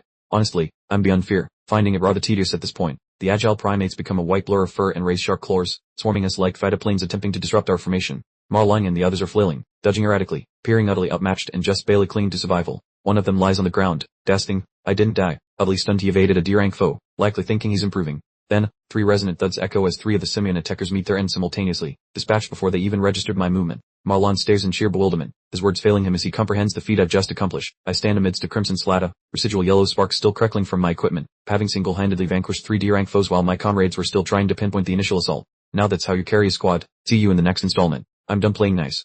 I plant my feet firmly, lightning coursing over my form, and tell my bewildered squad to hang back, warning them they're ill-equipped for the coming onslaught. The surrounding electricity flares, and I instruct the lads to simply let me handle the remainder, embracing my role as the ultimate savior. And frankly, who could blame me? At that precise moment, one of the wraithering monkeys drops from the snowy sky like a projectile, and I can already see my team descending into utter pandemonium, shouting frantic warnings. Marlon is valiantly propelled backward by the sheer force of the attack's displaced Aya, crashing hard against an ice-encased tree. Indeed, this D-rank challenge is no trifle, and I can sense their apprehension finally starting to take hold. Gazing into the swirling snowstorm, Marlon begins to piece things together, and then it dawns on him. I didn't hone their reflexes so they could assist me. I did it so they wouldn't perish within the first few minutes. He looks subtly gobsmacked, the dawning realization hitting him like a ton of bricks. That whole brutal experience wasn't some team-building lark, it was a downright survival course. His ego's clearly bruised. I can practically hear the grumbles about his supposed dorm leadership role, and how he despises needing my help to even snag a diploma. Suddenly, a streak of yellow lightning zips past, and a monkey's head takes flight. I'm a speed demon, leaving these critters dazed before they can even process a blink. I'm a whirlwind of electric fury in the thick of it, my fists crackling with power, systematically unplugging every primate that dares get too close. Two simians yelp, darting through the snow, searching for an opening, but they're about as prepared for a human lightning bolt as a snowflake is for a furnace. With a thunderous energy surge, I blast straight through them, leaving the fuzzy fiends in my wake, clearing the whole scene faster than a blink. Marlon's jaw is practically on the floor. He obviously didn't want to swallow the reality of my beefed-up strength, but seeing it firsthand is a harsh dose of truth. My arm whips out in a blazing, yellow arc, a spectacle of speed and might far beyond any other student's capability. You can probably see the pure intensity burning in my eyes, making me look less like a student and more like a battle-hardened warrior who's seen 1,000 fights. From afar, you just see streaks of lightning zipping through the dark, snowy woods, me taking on the whole horde solo and absolutely demolishing these monkeys. Marlon stares at his own hands, a picture of utter futility, and I can practically read the defeat on his face. He's grasping how far behind he's been left, and you can practically see the ego wounds bleeding. Another sneaky ape tries a pounce from the shadows, but one of the squad spots it just in the nick of time and shouts a warning. The blur of action ensues as someone finally steps in to block the attack, proving whether all the tough training actually paid off. Zanlon's out of the gate, his fist erupting in a fiery orange blast, finally getting serious about the showdown. He launches himself with a roar, telling Marlon they can't just be dead weight, as he's tired of always being the one needing rescue. The team exchanges glances, fire and green energy glinting in their eyes, realizing they must prove their worth for that graduation spot by conquering this D-rank mess. Zanlon lets out a mighty battle cry, fire blazing in his gaze, determined to take down at least one of these foes himself. Marlon gets hyped up too, shouting agreement with Zanlon as green energy starts swirling around his hand. The squad's finally syncing up. Marlon unleashes his power, the floor Chen vine lock, making massive, blowing green tendrils burst from the ground to ensnare the target. The vines snake through the frosty air like angry serpents, reaching for the nimble monkeys in a solid attempt at controlling the chaos. The monkey screeches, just barely dodging a crushing blow as the vines slam into a tree. Man, these things are agile escape artists. Marlon looks flustered as the beast instantly breaks free from his hold, realizing that a D-rank monster's raw power is no laughing matter compared to the usual fare. The nerdy-looking chap steps up with his cloud chant, frost breeze, sending a chilling gust at the creature, aiming to slow it down so they can actually land a solid hit. And hey, the strategy's paying off. He yells that he's got it slowed and tells Zanlon it's go time for a coordinated strike. Marlon readies a glowing green fist, dead set on pinning the beast down for good, absolutely refusing to let it slip away. They nail the monkey with a flawless combo, the frost breeze making it sluggish and the vine lock binding it tight, leaving the creature stuck and roaring in pure annoyance. Zanlon revs up a colossal fireball, spotting the golden opportunity he's been waiting for, and shouts that he's got it now that the target is utterly defenseless. He lunges forward, a fiery trail in his wake, yelling at the monkey to taste this, pouring every ounce of his power into the single, decisive strike. He announces his ultimate attack, the nuclear mage burst flame bullet, as a gargantuan, concentrated inferno materializes between his palms. The incoming fireball absolutely flattened the unfortunate monkey, exploding in a brilliant flash of bright orange and white light. The sheer power of the blast completely vaporized every bit of snow for several yards around. The monkey was entirely consumed by the raging firestorm, screaming in agony as the flames rapidly charred its fur. That level of pain definitely belongs on a professional pain scale. Zanlon stared in utter astonishment as the scorched monkey somehow remained standing after taking the full force of the attack. He couldn't believe how much punishment a low-ranking monster could actually withstand. The singed monster launched itself forward, somehow appearing even more intimidating than before. This was turning into a total nightmare scenario for the inexperienced students. I watched Zanlon's face as he yelled out that this would be his very final maneuver. He looked utterly drained, but he was fully determined to end this fight right here. He unleashed the converged burst flame bullet, resulting in a gigantic pillar of fire that vaporized everything in its path. It was essentially a magical nuclear explosion that lit up the entire forest in a blinding flash. The examination drone hovered over the smoking crater, confirming the successful elimination.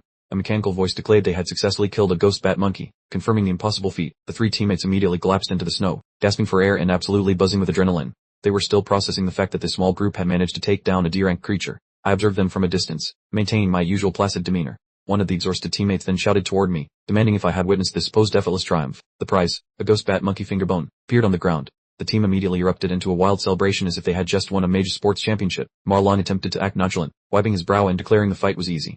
I knew better, since I'd watched him practically soak through his clothes with sweat just moments before. Friend, I offered a basic good work, a phrase which likely felt like the highest honor imaginable to them.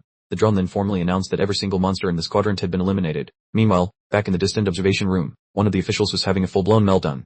He was loudly complaining that a bunch of useless students like us should never have been able to achieve such a feat. The live broadcast displayed the vanquished monster's shadow, verifying the truly unbelievable result. A group of novice students with minimal fighting skills had managed to defeat a D-rank creature far superior to their capabilities. The high-ranking guild members observed everything in stunned silence.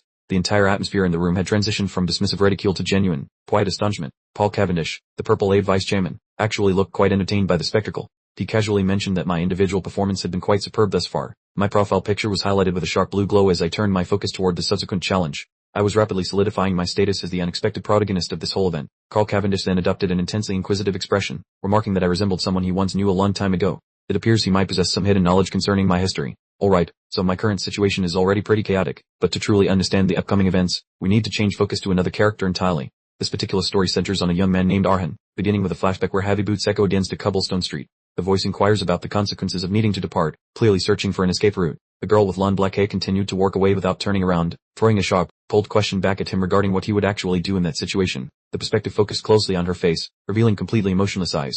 She then set the terms, informing him that departing would incur a significant penalty that he must be prepared to accept. The scene shifted back to Arhan, who now wore a far more grave expression than normal. He fully grasped the implications, realizing that mercy was off the table when facing a sword fight with a genuine enemy. The sun began to descend over the tranquil village street while the serious advice to select carefully lingered in the atmosphere. This wasn't a casual competition, but rather a choice that could mean survival or death. Arhan remained standing by himself, as a light breeze rustled through the desolate street. He clearly had many decisions to ponder before the highly anticipated confrontation the following day. The focus shifts again to Arhan's master, who began dispensing some profound philosophical advice. He explained that a majority of swordsmen ultimately encounter a limit that halts their development as fighters. Yet regarding that specific girl, the master declared there was absolutely no barrier in existence. He suggested she didn't even have a small stone impeding her progress, which is certainly high praise for her talent.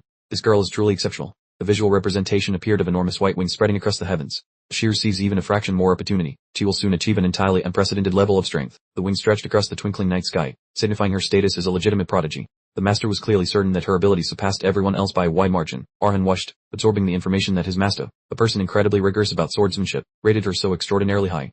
This must have completely devastated his self-esteem. He visualized her image in his thoughts, forced to admit that the difference in skill between them was currently too significant to disregard. That Wadley bridge hangs like a terrifyingly long divide, and honestly, trekking up the feels like climbing a ladder to a very painful demise. We did a zoom on Arhan's pecs, and his heart is drumming away, yet the kid clearly refuses to hang up his boots just yet. He tightens his hand into a fist, showing the kind of grit that says he won't quit, even if he looks like a snack for the local bullies. The master watches him trot away, probably guessing whether her pupil is brave or just dangerously overdue for a psychiatric evaluation. She barks that time is fleeing like a cheapskate from a bill, urging them to hustle toward the town gates before dusk pulls the plug. Darkness blankets the town as they lurk in a yard, with Arhan plotting to snag a second blade to avoid getting turned into human confetti. Arhan approaches Tom, the monocle-wearing keeper, and asks to borrow a sword, hoping for some serious divine intervention from the display wall. Tom looks like he just saw a ghost while chugging hot chili, sweating hard because he assumes Arhan has finally lost his marbles. Tom is struck dumb, door sagging toward the floor, clearly terrified of the chaotic recipe Arhan is cooking up with that weapon. He wonders if this suicide mission involves the Black Bride, shivering as he realizes the kid is basically asking for a one-way funeral ticket. Tom notes that the gusset mill is spinning out of control over this impending clash, as everyone loves a good public train wreck. With a gloomy grimace, Tom moans that the arena is about to crush a promising flower, clearly convinced Arhan will be compassed by sunrise.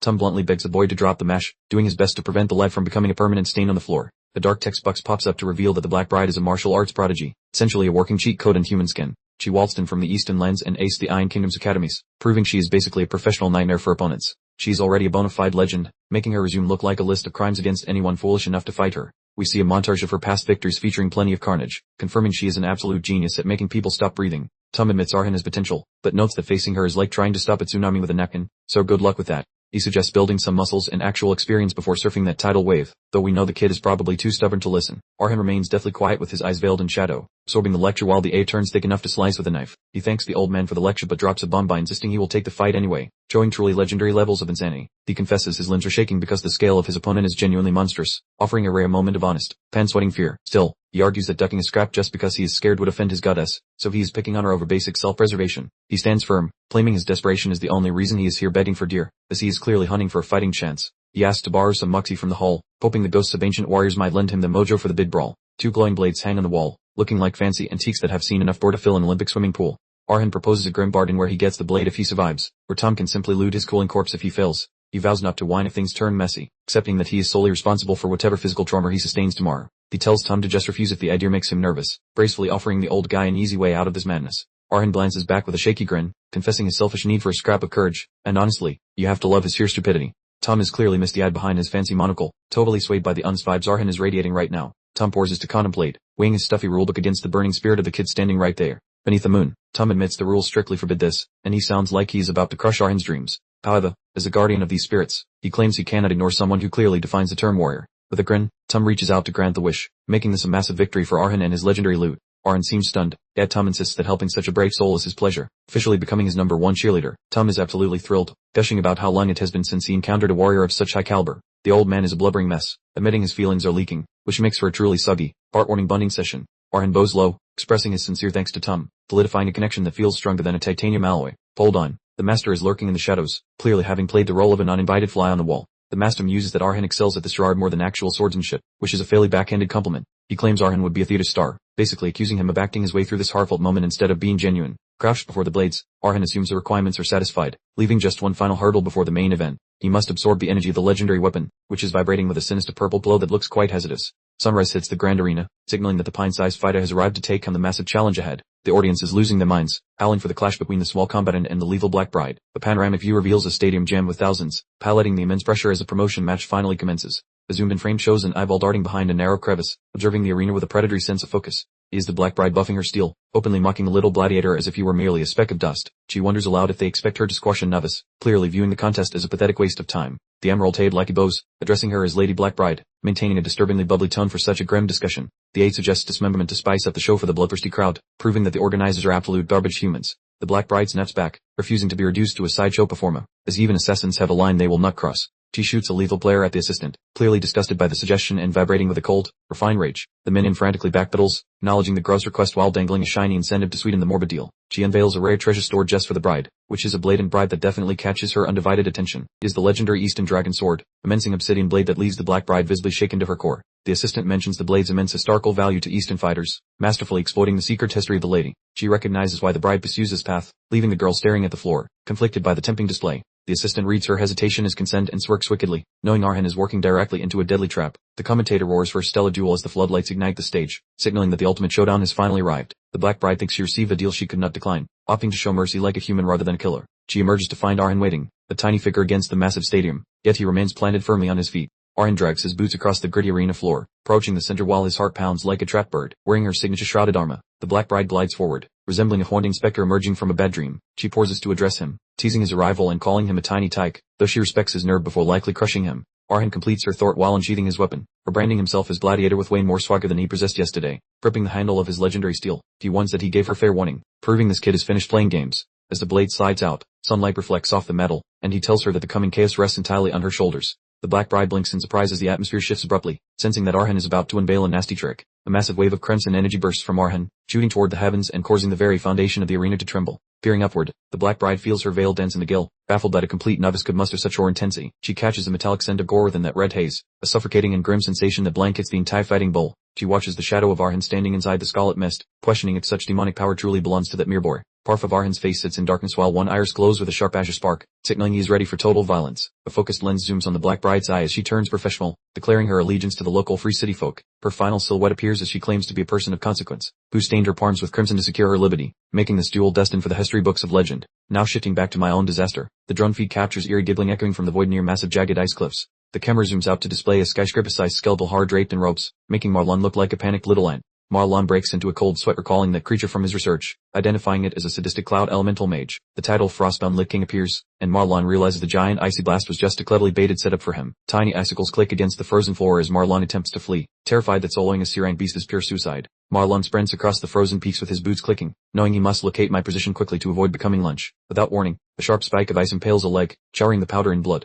That limb belongs to me, naturally, pinned against the rock by sorcery. I groan in agony while the boss cackles nearby, clearly savoring my pathetic struggle for life. A notification alerts me to my wrecked leg, and the interface asks if I want to quit while I pan in the snow. Marlon finds me and gorps at his supposedly superior partner in such a miserable state, desperate to melt the ice trapping me. He fires up his cloud chanter still, focusing his pure argent energy into a concentrated beam to strip away my freezing status. But another icy projectile skews Marlon's shoulder mid-rescue, showing that the Lick has no intention of letting us escape so easily. Marlon faceplants into the powder as his purification attempt goes bust. The screen flashes a warning and things are looking about as bright as a solar eclipse. The Frostbound Lich King is having a total ride, cackling at our misery like a bored villain. It waves a bony finger, prepping another cloud mage spell to ruin our day. The boss unleashes frosty skewers upon us, raining ice spikes like a frozen cactus. The system warns us to give up, basically acting like a nagging parent at this point. Marlon is hunched over, gasping like a fish, caught between retreating or toughing it out. His face tells a sad story of being constantly left behind in the dust. He is likely reliving schoolyard bullying where he was the punchline of every joke. He was just a background character in a movie nobody bothered to watch. Honestly, he probably remembers me dragging him along when we were pucks. We poured everything into this exam and he's definitely not going to let it fizzle out now. He's clearly drowning in old memories of us hanging out, which feels awkward given the current freezer burn. He yells that he finally has a shot at greatness. Blue sparks dance in Marlon's eyes as he glares at the boss with pure spite. He bellows that he would rather melt than quit this fight right now. He kicks perfect Arjun back into gear, straining until his veins pop. He screams at the Lick to fold, desperately trying to smash through the thick ice. Glacial magic crackles around his hands as he fights the frost with everything he has left. He lets out a war cry while funneling his remaining water to save my hide. From the bus view, Marlon is just a tiny, blowing nuisance in a massive ocean of blue. The Lick watches lazily as its ice starts to develop spiderweb fractures. Marlon wails as a blinding streak of white energy erupts from his palms. He is finally cracking the icy shell that kept me pinned like a butterfly in a display. Chunks of ice fly everywhere as Marlon keeps shouting at the top of his lungs. He completely shattered the bus trap with a display of stubbornness that was frankly impressive. A zoom on his face shows the absolute agony he is enduring to help a buddy out. He is practically falling apart, but the guy refuses to call it a day. My eyes snap open amid the debris, glowing with a jagged yellow hue through the cracks. The monster is about to find out exactly why you should never poke the bear. The golden shockwave rips through the field and my gut speed makes me move like a caffeinated cheater. I am officially loose and breaking every single speed limit. The Lich King looks genuinely shook, its empty eyes widening at my sudden counter. It never expected the underdog to pull off such a ridiculous rescue maneuver. I grab the stumbling Marlon, leaving a trail of yellow sparks behind us. I shoot the bus a cheeky grin, knowing full well I had to save my own bacon. I tell Marlon he did okay, even if I had to finish the heavy lifting myself. He is panting hard, sweating buckets, and looking like a deflated balloon. My eyes burn red while I check if his bones are still intact. I brush off my own mangled leg, playing it cool like a total action movie hero. The ground groans as the boss starts winding up another massive headache for us. It is a C-rank Lich King, and we really do not want to be popsicles. I'm locked in, focusing hard, while Marlon is still recovering from the sheer magnitude of the boss' magical energy. High up, the Lich King preps its big bad clown Mage Nova, forming a mountain of jagged ice meant to turn us into human slush. The giant skull hovers over us, laughing like a maniacal clown. He is busy mocking us while Marlon panks at the sheer size of the coming projectile. Marlon shrieks as the icy doom falls, knowing we have zero chance of dodging this thing. Blue light bounces off his specs as he waits for the inevitable hit. A massive thump rocks the world as the ice nova explodes into a dome of freezing energy. The landscape is basically being pulverized by the sheer chill factor. The blinding white flare fills our vision as the blast reaches peak chaos. This is a total screen-clearing wipeout that should have ended our academic careers instantly. The Lich King drifts in the air, cackling at its own perceived triumph. It peers down at the frozen wreckage, absolutely certain that it finished the job. Its skull face shifts as it notices something fishy amidst the scattered ice. Its blue eye sockets glow with sudden interest while scanning the smoking debris. Behind a wall of specks, a faint blue glow is still flickering brightly. A system alert pops up as the boss realizes its snack actually survived the big kaboom. There I stand bathed in a neon cerulean glow, rocking my fresh Cloud Soldier frosty physique skill while a prompt confirms my brief immunity to freezing temperatures. The Lich King emits a cavernous howl, clearly myth that we refuse to perish on schedule, its jaw hanging loose as it bellows in sheer annoyance. Marlon gorks at me, baffled by how supposed lightning assassin suddenly sprouts icy powers, leaving him in a total state of mental gridlock. He spiraled further into panic, questioning if I might be some sort of statistical miracle before the reality of my bizarre talent finally hit him. My interface flashes a fresh achievement, Dual Class Awakener, as I stand bathed in shifting shatters while leaking chaotic sparks of mixed elemental might. A status bar indicates a class shift amid a storm of magenta and azure sparks, so I offer my bud as a sincere apology for nearly wrecking us. I flex my hand as violet bolt stands across my skin, vowing to wrap this up immediately as the system chime verifies my new status. My ultimate form manifests as an abyssal fiend, complete with a titanic violet energy blade, and I inform the boss that playtime has officially concluded.